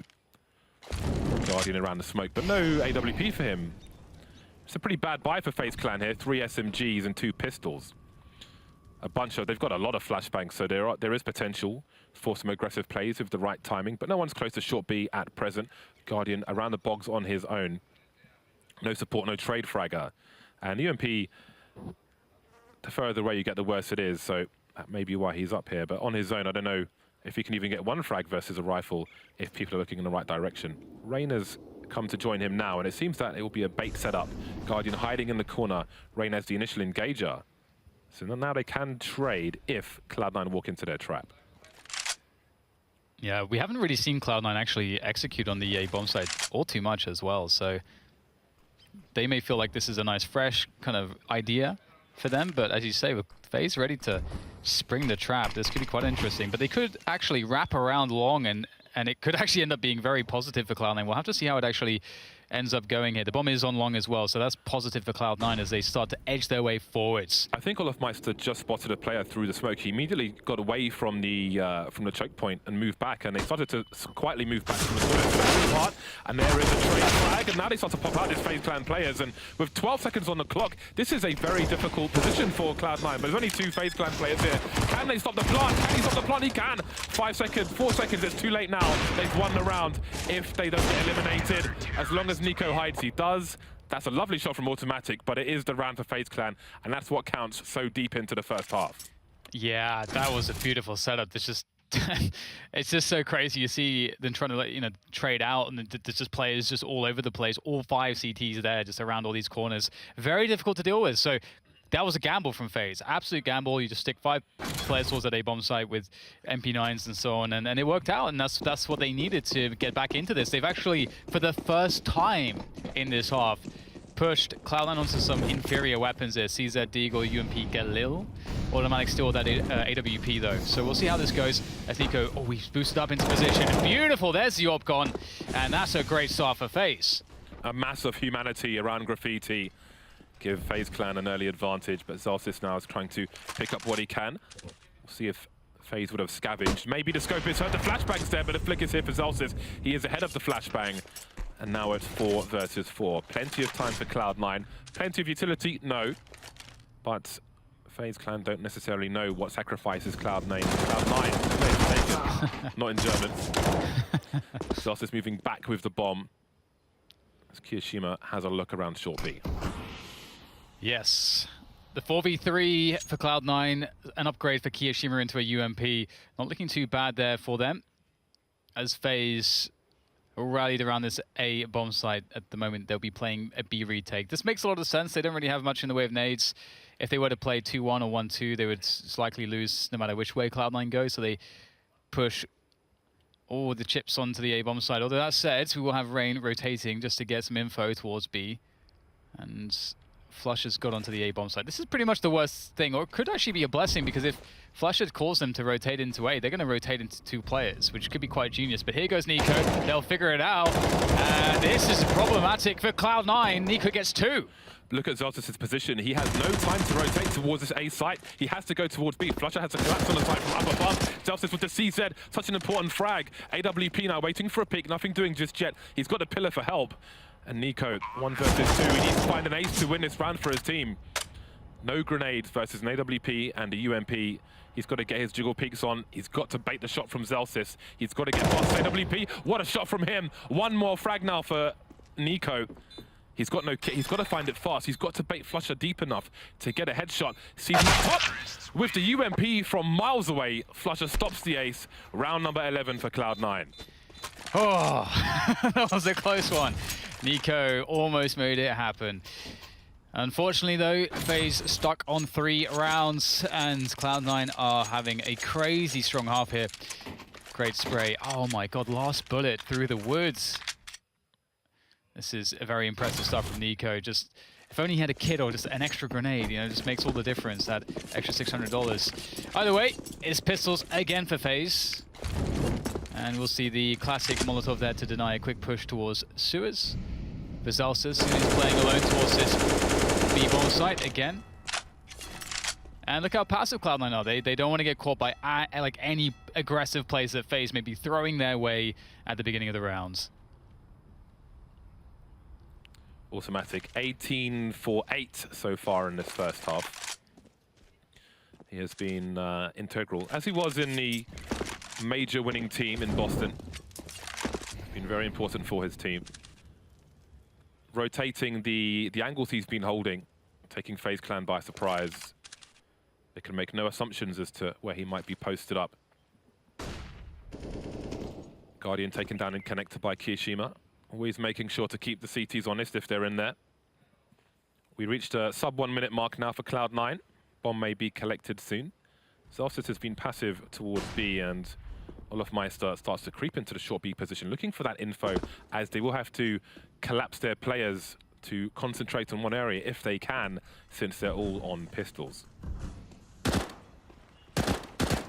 Olofmeister taking some pokes and prods. He'll get discovered, doesn't get that initial kill, and the sandwich comes into effect. And Cloud9 are just one step closer to taking the B-bomb side. At this point, there is Nico very close. He'll get one frag with the Deagle, but he's quite low now, and there it is. The flank has also been silenced. So player by player, it looks like Cloud9 are just picking everyone off for Faze. So Nico needs to get something marvelous, but he is unable to do so. And there's the trade. Automatic, as you mentioned, James, having a great half. That's a 12-3 scoreline there for Cloud9. And I really did enjoy Automatic and how he was able to use the AWP to pick specific positions across the first half to give that edge to Cloud9's T side. He's a gator in a swamp, basically. Just creeping, waiting for a deer to take a sip, and then just snapping necks for fun. Death rolls for that entire half. 12-3 for Cloud9 as they move into the counter-terrorist side. Players are readying up. Some quick words from Yanko, the man who's closest to us. We haven't mentioned that Rambo is over on the Cloud9 side as well, behind the players. Again, Valence, I believe, is taking more of a data science role. Data science. For Cloud9. Nice. And Rambo will be the man who can behind the 5 players, so we'll see how that develops. It'll be interesting to hear some words from him, well, now and some months into the future. See how things are shaping up, how the team gels together. Right then, the second half is about to start. What do you think, Dan? 3 rounds, is it enough for FaZe Clan? I personally don't think it is. I think in a Faze they're going to have a I mean, the CT side is where I would expect them to shine, and they could never get going. I think the force buy for me was something that I wasn't really sure about, wasn't convinced by it, but hey, that's just what you go for sometimes. It didn't work out for them. Now they have to make it work on the T side. They'll have to start things off well on the pistol as we're now into it. A Molotov and a smoke for Adren, Guardian with a smoke and a flashbang as well. I'm very curious to see how this will play out. Kirishima looking for the one-shots. Now, he's the only person facing, which may make FaZe Clan think they've stacked the B-bomb site, but he actually has. He's baiting. There are 3 players behind him. So he's suggesting, oh, I'm just seeing what's going on. Come and charge me. Setting a bear trap. Will they get snatched by the claws? A jumping shot. Not much doing. And again, I believe they've only seen 1 player. And it does indeed seem to be spurring them on. Rush is at the back of the B-bomb site, just spotting for a potential retake. In the meantime, again, they just see 1 player. So seeing 2 there will surely force some players of Cloud9 back, because they've got to worry about long, which is the intended. That's what the CT side want. Rather, sorry, the FaZe Clan wants. But that's what actually happened. They're just going to keep everyone around the bathrooms, and this is actually going to work out very well for Cloud9, as now the smoke comes in even there from Automatic, and Cloud9 have discovered the bomb, and in comes Adren to flank the flank, and that's pretty critical. A 2 versus 3 now, but they have to get the bomb back. Adren, he can't do it though. Now Olofmeister with a very hard task on his hands. With a Glock, no less. He does not have the range. Even if he headshots Zelsis, he might not kill him.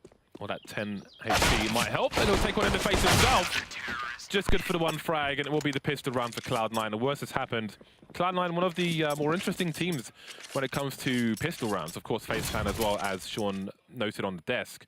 But that was quite an interesting one. The bait set up, just one person showing towards Fountain, almost inviting a rush.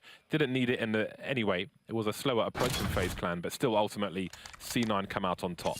What I thought was really impressive is how Faze showed 2 players running long, and Cloud9 didn't pull anyone back to the site, because that's kind of the point of it. It's just to pull the rotation back so that they can actually move towards B or A more safely, but Cloud9 didn't buy it. So they're on another level, James, and all they have to do here is just wipe out these pistols. It's a full save for Faze, and the grenades do the initial job to take down Guardian. And there it is, the UMP finds the bomb. Essentially, we are looking at a 3 for 14 scoreline scenario for Faze Clan, for them to pull out the AKs and then do what they can do. 2 players remain. No frags for Faze, which only makes their life harder. Nico trying to squeeze everything he can out of this round. It's like Dirty Harry. Ever hear of that Deagle? You seen that film, James? I don't know any Harrys, sorry. Or Harold's, just to be clear. Have you not had the line, "You feeling lucky, punk"? All that? No? I don't know any Harrys. All right. Not even, okay, never mind. We'll move on from this. I know movie references are not the strongest. You do the movie references that you do know. If your name is Harry, send me a tweet. You're very strong with the movies that you do know. But I know what you're talking about there. Okay. But it's very hard to tell. You know, you think Lord of the Rings is anime, so you know. No, I don't watch anime. I don't do anime. I'm sorry. That quickly gets you into trouble on the internet, man. I can't do anime. 14-3 for Cloud9. We've got the AKs out for Faze Clan. They've got a bunch of grenades as well. Smokes, flashes, molotovs. They have enough for some kind of execute of some description. That is a problem smoke grenade from Cloud9. Look at the containment. Now they have no idea. There could be lots of players around here. There could be no one. There could be one person. So you don't really know if you can charge towards B, but they may take the gamble phase as they have little choice anyway. They've been smoked off there as well, but Nico, how's he got here? Has he even been spotted by this point? The trades are all over the place, 3 versus 3, trying to force their way through the smoke, and somehow Faze Clan are on the sites. Rush almost with the third one there. That was pretty damn close, and Faze are in a weird position now because they have loads of time, and this is just so smart from Rain. He's ready and waiting for the flank, now down to automatic with the scout. Faze have 2 players left. Rain will die from 1 scout shot. So this is actually doable here for automatic, but he has to figure out whether or not he needs to drop. And you can see that Faze are really taking their time to make things a bit more confusing, but automatic, he's got the Deagle out. He knows he can do this one. Just has to find the perfect moment. Use the element of surprise, and that's the Deagle doing the job. The bomb down, 1 more shot. Oh, and he can't find the head. It's a Dren with the headshot from the AK, and Faze will clinch it. But my, that was close. That was a difficult spot for automatic as well. On the balcony, he couldn't scope in because he didn't know where the second player was, didn't want to concede his position. And great effort from Rain as well. Got 3 kills, very important kills, the trades as well around the B bomb site, and there is a desperate 4th round for Faze Clan. Ooh, he's a tan. He is quite pacey, isn't he? Should be in a bakery shop. So we've got 3 AKs, a Galil and a UMP for Faze Clan in this round. Cloud9 have continued to buy. They've got a 2 AUGs and a 3rd scope in the AWP. And again, if automatic can continue to be as nasty on the CT side as he was on the T, this may be a quick second half indeed. Faze creeping up connector towards bathrooms. Cloud9 with 3 players towards A, 2 towards that long position, that long setup. Overpass is a pretty complicated map because of all the various CT setups that can be waiting for you. We'll see how much ground Faze can gain. Here's a quick boost over the smoke. Oh, whoops. Love to see this. Can't quite see anything though for Nico. Looking into the site, but there's nothing to be found. Was there a pixel there for Flusher? There may have been. It seems as though Nico spotted something. Flusher and Nico just... It seems very close for them to spot each other, but it seems that neither will be able to get any shots off. But Nico finds Flusher in the end, as I say that, and now they're going to just start charging towards that A site. 40 seconds remaining. Olofmeister's on a long rotation, and maybe, oh no, Guardian's going backwards, but Kiyoshima is lurking. Now Guardian's going forwards. But with 2 players on the side, if he tries to plant for Connector, he could be in trouble. And there's the look from Kiyoshima to 5-7 as well. Very damaging weapon, but he can't take out Olofmeister. 25 seconds remain now. Rush and Zelsis trying to stop the plant, maybe. Or are they going for post? Waiting for the smokes to go. Big flag from Zelsis. 2 versus 3. They don't have any kits, the Cloud9 players, not the ones who are alive at the moment. And now it is just Rush as Zelsis has been exploded. Trade fact situation, if they can get around the corner long enough, but Rain will be enough himself. 5 rounds for FaZe Clan now, 3 surviving. No upgrade though for Olofmeister, seems miles away from a weapon, continues with the UMP. What's quite exciting for this half is all the tasks and things that must be overcome for FaZe to win it. And Cloud9, we haven't really seen a full buy setup from them yet. We're going to see triple HE in this round, but obviously otherwise it's just a save. When we see the AWP come out on automatic, then that's when things are going to be really interesting for Cloud9, when we start seeing those proper setups. So that's what FaZe are going to have to really be beating. But they are generating momentum here. There's triple nades. Csgo almost goes down.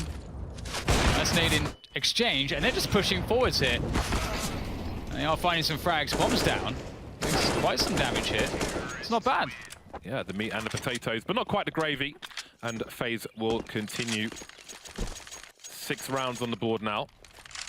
That is 3 in a row for FaZe Clan after losing the pistol. They have lost both pistols, it is worth noting. Solid stuff from Cloud9, and their loss bonus continues to rise. Won't be buying just yet, but it will be a second air raid. This time it will be, no, it will be once again 3 HE grenades. And off they go towards A. Now, I don't know if they're going to throw a containment smoke like they did last time. But they're beyond the angle phase. But all the HEs go towards the playground instead. Adren isn't at this position. No, it will be as before, but delayed. Guardian down to the pistol. That's a big frag. And that is a crossfire for the T side, so they can clean this up and make sure the AWP doesn't get picked up. That would be disastrous. Yeah, I love how Cloud9 are actually really being so annoying, just causing all kinds of problems. Here's a distraction for Zelsis to get into the back.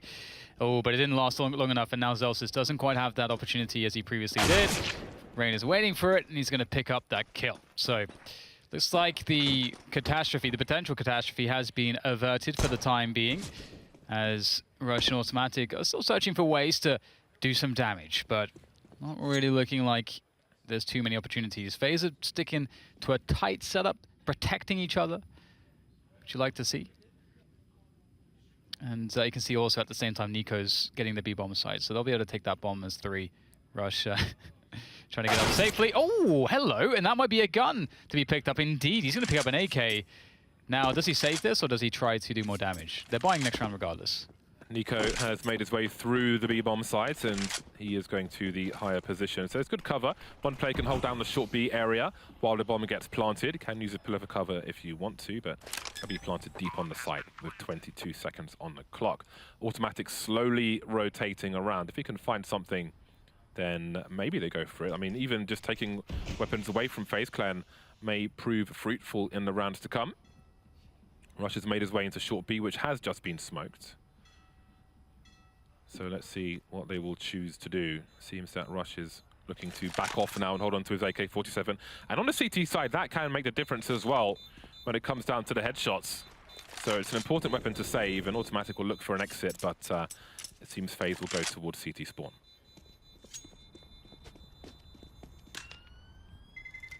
Okay, this is it. This is going to be the first of many true tests for FaZe's T side. AWP is going to come out. Automatic actually just found a UMP right at the end of that round, so that's not bad.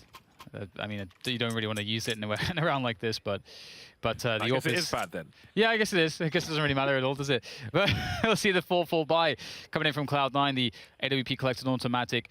So there's so much we could see from this. You know, he could just go immediately for like something weird, like a monster push, a sewers push, connector push, fountain push. Like there's all kinds of ways to play it, or you could just go passive after one of those pushes. That there's just so many different opportunities to be had. And look at this, FaZe looking to perhaps go with a fast pace, with an explosive approach. I would say that Cloud9 showed themselves to be the more prepared team on Overpass so far. And with double the score of their opponent, that of course does not bode well for FaZe Clan, who have a lot of people towards this B bomb site. Will there be a jump peak though in the right position to see all these players? It would be a very costly jump peak. You can see players looking for that headshot. Oh no! How much does one grenade cost? Most of your health for Rain. Now the numbers start to come in, and Dren taken down immediately. Taking them down immediately, sorry. 3 versus 3 now as they swarm onto the bomb site. FaZe Clan. Rush can't get his gun out in time after throwing the smoke grenade, and now there's cover to plant the bomb. But in comes the Orbit, creeps very close in from a short. You got Flusher there as well, waiting to get his look in. It seems like Automatic will open things up from the high ground there. Switching down to the low ground, Flusher and Flusher and Automatic in that 2 versus 2. But that position in the water is very problematic. Olofmeister waiting for the perfect moment. It's such a strong position. It's very difficult to adjust. And you'll have those headshot angles. There it is. One found. Now Automatic with the AWP. This gets so awkward for him. And there's the flashbang. Easy follow-up for Olofmeister. Great team play coming in from FaZe. And they'll pick up the first round against Cloud9's big buy with a very nice B attack. Huge entries into the B bomb site from Adren, picking up 2. Olofmeister, I think he saw Flusher's shadow as he was peeking around the corner of the smoke, and you can see that on Nico's face, this game is not over yet. Another round in the bag for FaZe. So far to come back, but that is 5 rounds in a row for them. No pause, no timeouts just yet from Cloud9. They will continue, and they've got money to spend now because the loss bonus is rising. We see Rush with a max 7. The rest of the team on pistols. Some grenades here and there. You may see more air raids in a different position. Rush moves into the short B area with the mag 7. Very powerful spot if you can avoid some flashbangs. But for now, Olofmeister's looking towards B, and FaZe Clan are looking to clear out towards toilets. Looking to be methodical here again. I want to respect Cloud9. A run boost there coming in from Nico. And he'll be charging his way forward, so stepping will be heard by Automatic with that 5-7.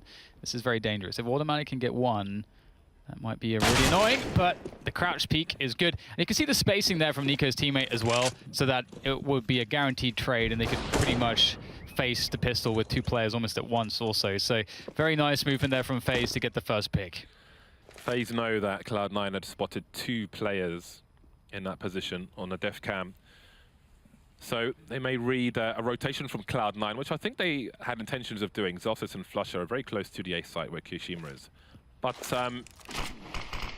both teams will know what they would do in the same position, which makes things very interesting. Olofmeister again, he's been looking towards B, and the bomb is headed in that direction. Rush is in connector. Now, where does he choose to go? It seems he's looking to flank towards the A site, where there are sounds from grenades. Nico looking to his right, getting tagged from his left, and here comes a pop out from Zelsis. Can they rotate in time, though, because the B bomb site is being taken? Yeah, they're so out of position here. This is quite awkward. They have Kevlar as well and some weapons, so there is a world where they could consider trying to save some weapons, try to maybe just catch some exit kills, steal some guns away into the next round, do some economic damage, but every single attempt, it seems, is faulted as Zelsis has collected an AK from one of the fallen FaZe members, and he's going to now just try to tuck away into a safe position to hold on to this one. So FaZe, 9 rounds very shortly, and a mere 5 away from Cloud9 now. It's starting to creep closer and closer. Yeah, let us not forget, this half started 12-3. Cloud9, if you ignore the pistol, they've had no success, basically. It's been all FaZe Clan. And only 5 rounds away. At what point do we get a timeout? Do we get some discussion from the Cloud9 side? Yeah, Cloud9 winning both pistols as well, you know, it's nicely done from Rain. Yeah, it must feel pretty hard for FaZe, but also for Cloud9 at this point. It's going to be feeling a little bit like things are drying up, but their playbook certainly won't be drying up. They've got lots of plays to work with still. We haven't seen some of those aggressions I'd mentioned previously.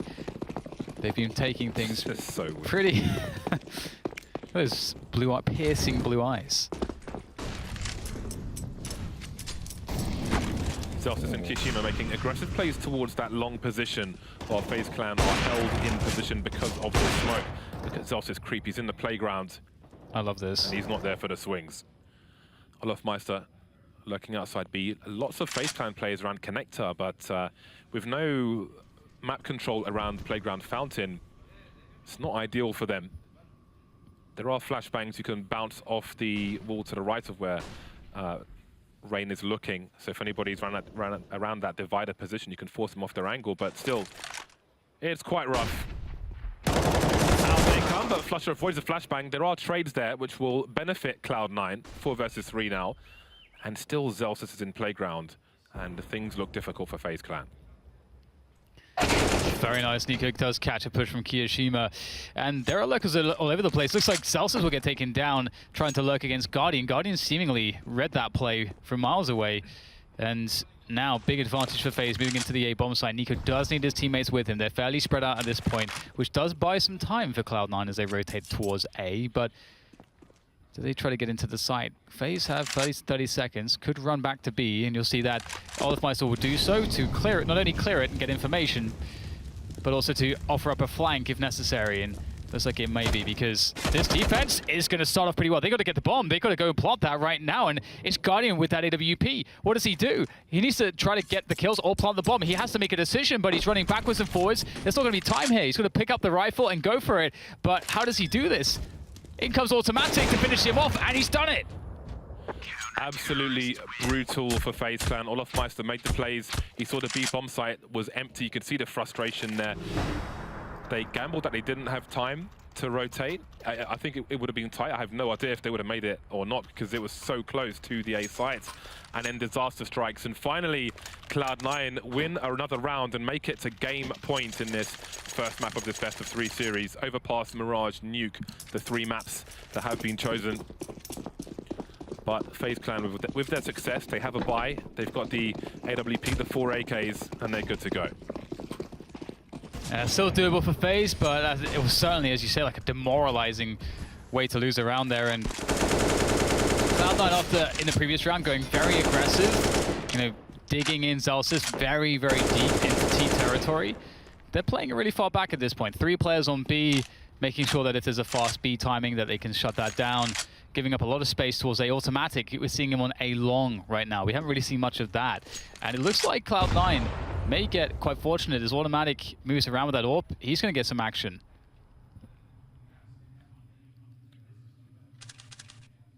He should hear that scope. He should know someone is to his right-hand side. He's got Flusher inside the toilet. It's not in a position to really flash for him, and there he goes. Kind of awkward once he knows someone's close, because he's so close to the wall. He will be seen first if people are looking. 4 versus 5 now in favor of FaZe Clan. Flusher was kind of rifle support for Automatic in an ideal world, but this world is not ideal. Zelsis on the way to help, it seems. Flusher can't really leave this position because he doesn't know if angles are being held. Flashes on the inside, scopes on the outside. 33 seconds for FaZe Clan, though. They've got to do more. They've got to get more advantage away into one of these 2 sites.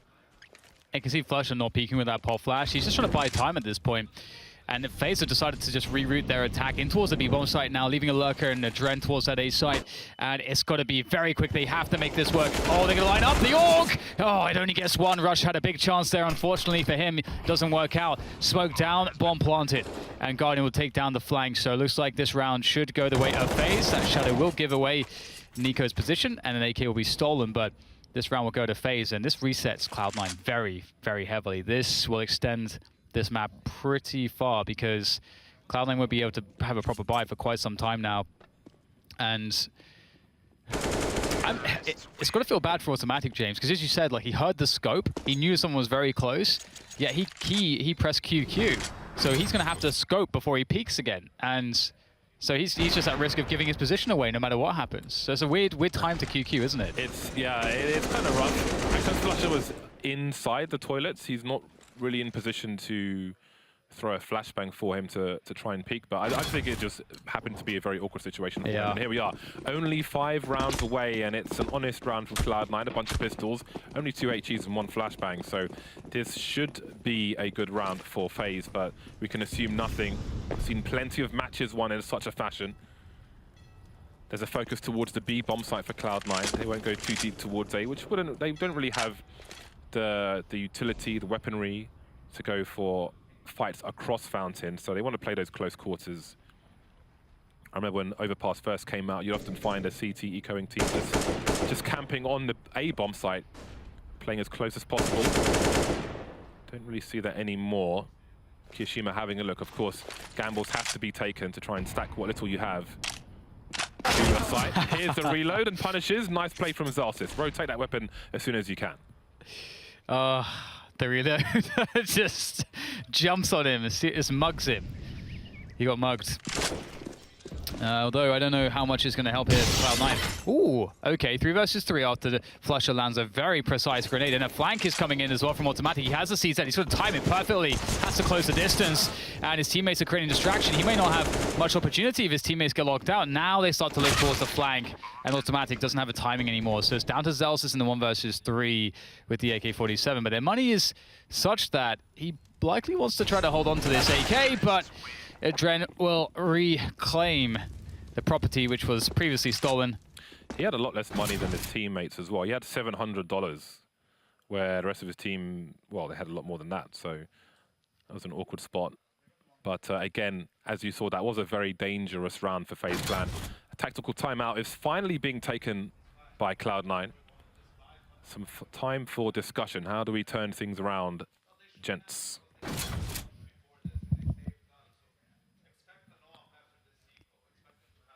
We've got Yanko saying, expect an AWP after this eco, just keeping him focused, building expectation, looking at Nico. He's nodding, he agrees that.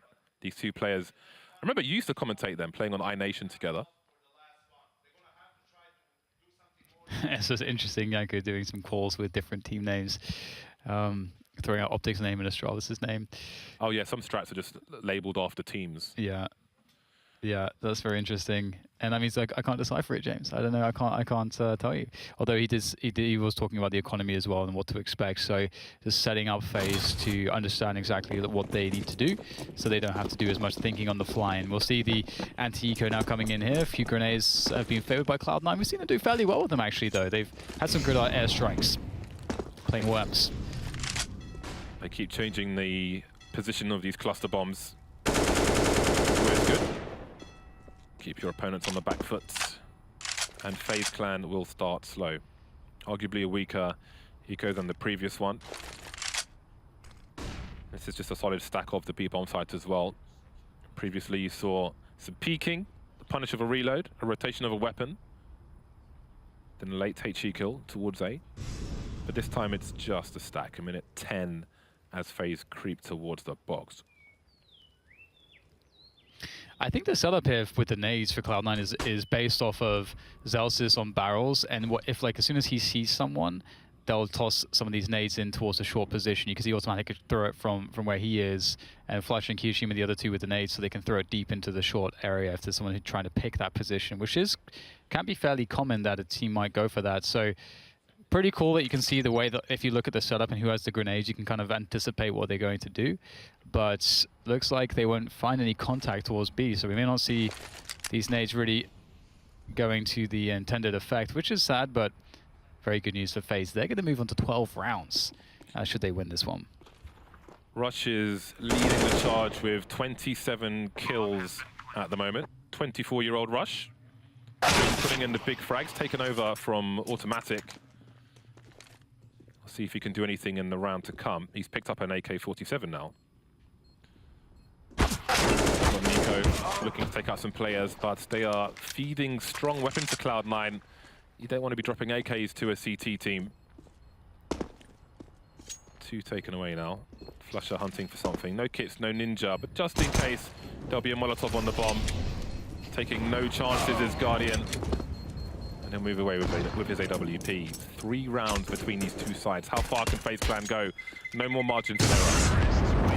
I really like the move from Kiyashima there. He gets the first dink and then sort of jiggles in a way where Nico wastes his first couple bullets.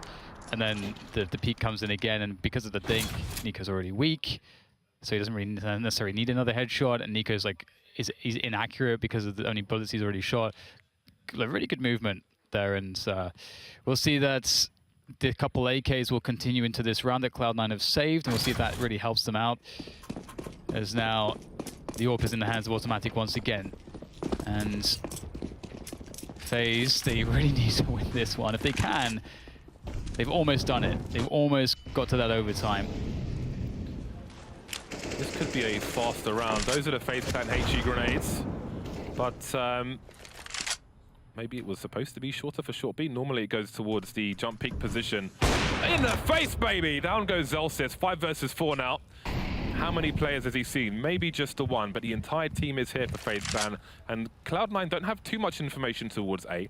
Flusher's holding behind the divider. They do not know what lurks, and now there could be a lot of trouble for Cloud9. Only 2 players here. Good nade damage coming in, though, from the CT defense. Kyoshima with 2. Rush now charging through the smoke, seeing what he can find. It was very confusing. Kyoshima now faced off by Adrenaline in the water position as it goes down to a 2 versus 2. The bomb not yet to be planted. And you can see that FaZe actually have the ability to back out through Monster, and they're going to take that chance and reset the situation in the 2v2. And this is very important. By cutting noise here in this 2v2 with a minute left, they have the advantage. Solid chance for a 1v1 here for Olofmeister. He's got full health. Rain is half health. Got to be careful on the timing if he starts to look away. Flutter just creeping into the angle. Now we've got a 2v1. Where could the last player be? Automatic with the AWP. 30 seconds on the clock. There are no smokes to obscure this position. He's going to throw one of his own on the short B position, but where will he go? Rain is at A long. An automatic. He's going to stay. Olofmeister, it seems, is baiting him as Rain makes his way towards the A site. Wow. He's been played so hard, hasn't he? Single digit. Down goes the bomb. Olofmeister already towards the toilet position. He spots somebody going towards A long automatic. No kit. He has to eliminate both these players if he is to win this round.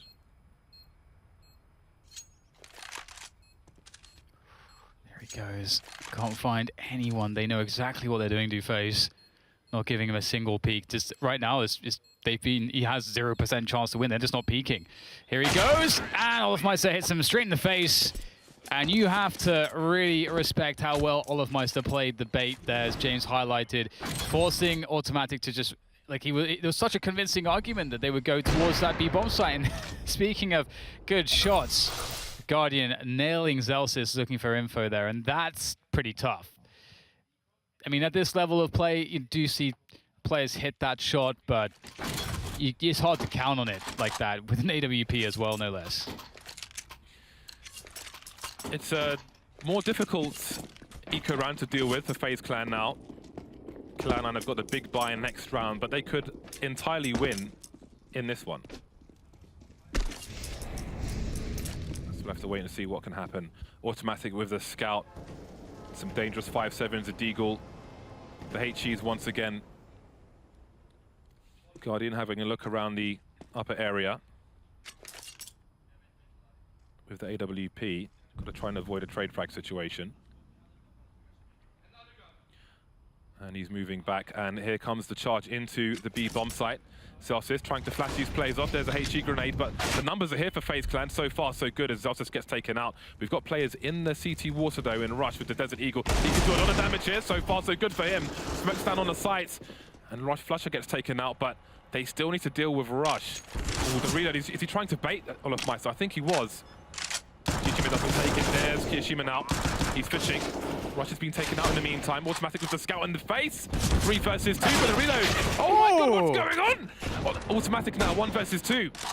Well, what can he do? He's the scout in hand, and the scope will obscure his vision. Olofmeister swings in for the quad kill. And that was pretty chaotic. Almost went a bit sideways there for FaZe, but they do make it work in the end. And finally, after they've recovered, it's just so many rounds in a row here to make this overtime a possibility. And it's so sad that if you think of the way that they gave up that game point to Cloud9, but still 1 round to go. And double up comes in. We haven't seen this just yet from Cloud9. So this will be very interesting as to how they decide to play this. Zelsis, I haven't already seen him all very much, James. Rush has made it to 30 frags, and indeed, I haven't seen much of Zelsis. He's only got 3 maps on record for Cloud9 so far. Guardian knows that AWP. I wouldn't want to go against him, that's for sure. 1 more round for FaZe Clan. They start off well. What will the response be for Cloud9? Will they gamble on some aggression to try and even the score, try and look for some information? 3 versus 5 now. Oh dear, oh dear.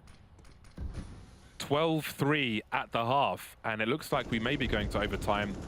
Don't count them out just yet. We've got Rush creeping, prodding, asking questions towards short B. Someone's got to make something happen, but only Rush is close to any of these players. Yeah, it's a great position for FaZe to burst into B with superior numbers. Rush, though, looking to find a good timing, and he can't quite make it work against Rain. And surely that will seal the fate here at Cloud9. A 2 versus 5 retake on the B-bomb side. There are 3 smokes, 2 Molotovs, most of which have just been thrown here for Faze to completely shut out Cloud9. Automatic can't get anything done here, and it does look impossible. Quick kill from Kiyoshima, but he takes some damage. 1 versus 4. Good nade, though, coming in from Kyo. Let's get another headshot, and with 2 very weak players, surely Kiyoshima can't do this, but there might be a chance. Molly onto the sides, I presume. Nobody there. Guardian with a superior angle, and indeed it is overtime again. It is almost their catchphrase, just never count them out, FaZe Clan. That is a FaZe Clan you want to see, coming back from 3 to 12, and now it's overtime. What the hell is that? What is the science behind that, Dan? Well, I guess these two teams stylistically, it doesn't even matter if they have the same core players. It just seems like Cloud9 and FaZe are delivering always when they play each other. And Cloud9, I mean, it's pretty rough. FaZe, they've got to feel so much confidence after just having so much trouble getting into that overtime. As you said, like fighting back from such a horrible deficit. They've got to feel really good right now. Cloud9, it's pretty hard sometimes. You've been on you've given up the comeback, and you've played the CT side. Nothing's clicked. FaZe have a lot of momentum here. A lot of momentum. That is absolutely crazy. Yanko with more words at the beginning of this overtime. 15-15, 3 rounds and a half. All the players starting with a clean $10,000, a briefcase full of money. Well then, can they continue their success? Now the pressure is off. I mean, there's still pressure in a 3-round half, but for FaZe Clan, I don't know if they come off the gas pedal a little bit, or if they just continue as what has become normal in this game, at least in this vacuum of Counter-Strike. Yeah, and I think we're going to see Guardian on shore with that AWP. I think Yanko was talking about that. Or at least trying to get there. Or there's something about short B and AWPs. I'm not sure. They have quite a big aggression again from Cloud9, pushing Celsius deep. See him in the playgrounds, as we have in the past. Guardian last time bested him. The Guardian's not there this time, so we'll have to see if Celsius can create any new opportunities as the rest of his team now falls back to just cheat those players towards B. You've got that deep control towards the A side of the map. You can see there's just no one there apart from Celsius at this point in time. Of course, connectors open. Of course, they FaZe. There is a timing in the round where Cloud9 starts to say, okay, we have to pull one player back onto the A side. But for the time being, they can pretty much have 4 players here, and you can see Celsius will start to hear information as automatic defense against Guardian, and now Celsius. Was he spotted? He may be spotted. Oh, it's happened again, James. Ooh, turned his brain into goo, into mash. Past its sell-by date. Very inedible. Wouldn't recommend it. 45 seconds remain. 3 players on the B-bomb site. It's a hard read from Cloud9. Saw a vintage automatic position. But again, where has he gone now? He's towards the A side, the only person there. Adren lurking towards long, so I think he may try to sell something. He's got a full set of grenades. But when does he start to pull the triggers? Pull the pins, even. 25 seconds on the clock, and nothing doing just yet. A smoke grenade on short B. That's quite brutal. That's a long time to wait. Do they gamble rotate? I mean, the bomb is outside Monster. And that's where they're headed. Olofmeister taking one in the face. Has the bomb been spotted now? Automatic down on A. Maybe there's a flank, but with 10 seconds, there's no time for that. Oh, he's coming from the back. 7 seconds to plant this bomb. There's no cover at all. Surely this can't work. Flusher, does he come out? No, he doesn't believe it. And the first round will go by timeout. 16-15 for Cloud9. Oh, wow. It's always the way, isn't it?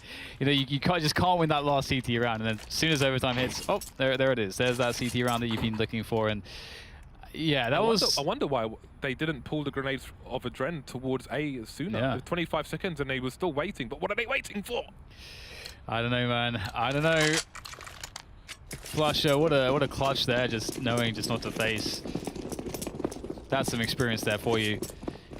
So, right, let's see what Cloud9 have to mix things up here. Again, I'm quite sad that Celsius' pushes just never seem to quite work out. It always has so much potential when you get a player that deep.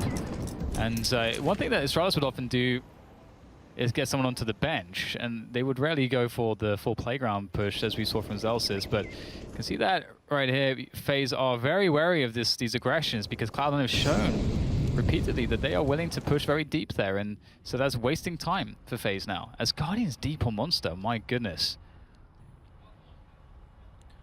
Got to be careful because someone is hiding behind the barrels.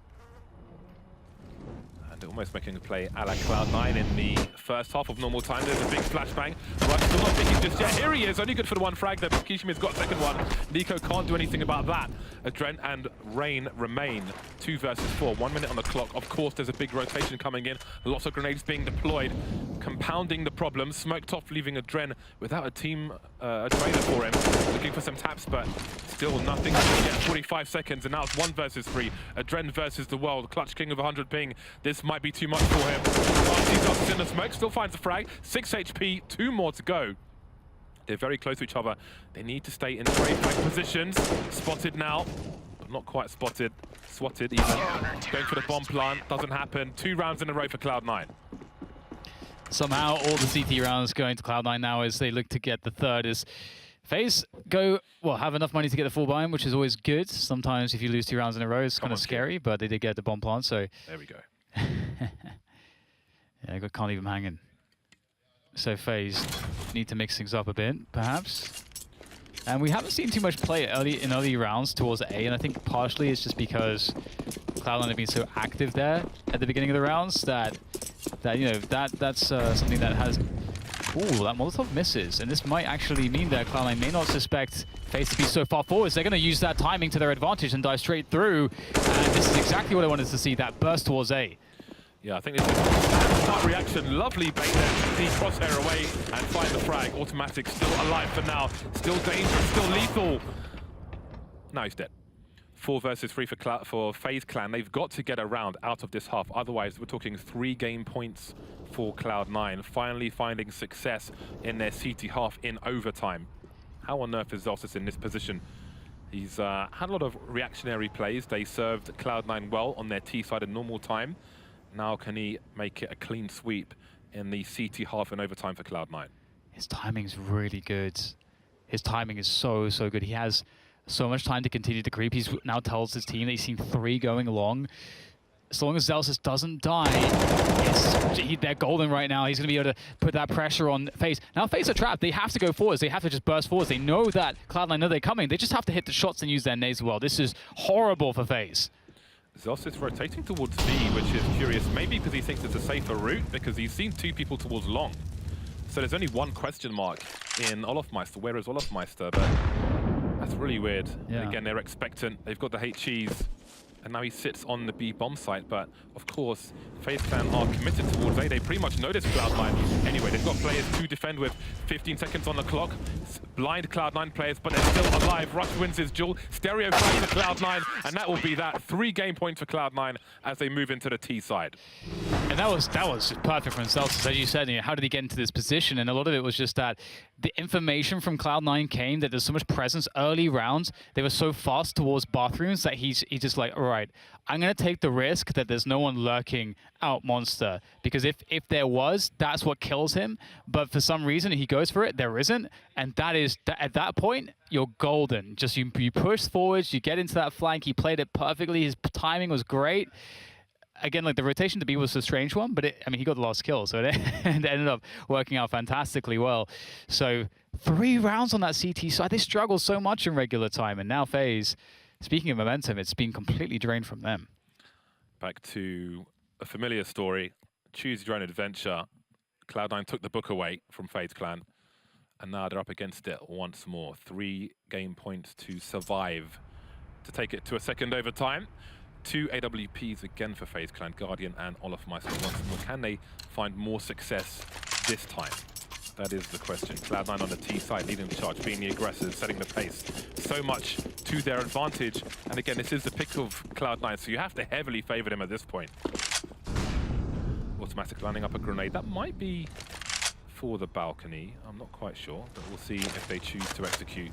I think it was the first buy round where Cloud9 just walked through Monster with the AWP leading, and things went great from there. But again, it's another hard execute into B from Cloud9. There you go, straight forward through Monster. Zelsis will lead the charge, but he's by himself. So this is a fake right now. See what Zelsis can get out of it. He's going to get that 1 kill. kill. Nico going through the smoke, caught by Zalsis. Olofmeister turning his head away from short. There's so many Ds running up connector at this point. This is crazy. They've completely misread this phase, and I don't blame them. This is a very strange push from Cloud9. Not committing the bomb just yet, despite Zalsis' position. Rush and Kijima towards the A side, trying to find out what's going on. And that is arguably the weaker position. Guardians there with an AWP, though. That's weak. Misses his flick, and that's going to be a rotation for the bomb. Off it goes. Zalsis still clearing up things. And he may win the game, the map on the B bomb side for his team. Still alive, but there he goes, Adren. 1 versus 3. Looking at Zalsis' POV was beautiful. All the flashes avoided. A great execute from Cloud9. It showed how solid they were with that. And they will finally take Overpass, the first map of this series. Yeah, that was really impressive stuff. They really came into their own at the end there, and it's kind of funny that they were dropping smokes, kind of helping Zalsis just stay in that position on that B-bomb site. And I really like how Zalsis has been implemented into this lineup. He has a lot of responsibility, but hey, it's time for us to go to a quick break, and we'll get the thoughts of the desk very shortly.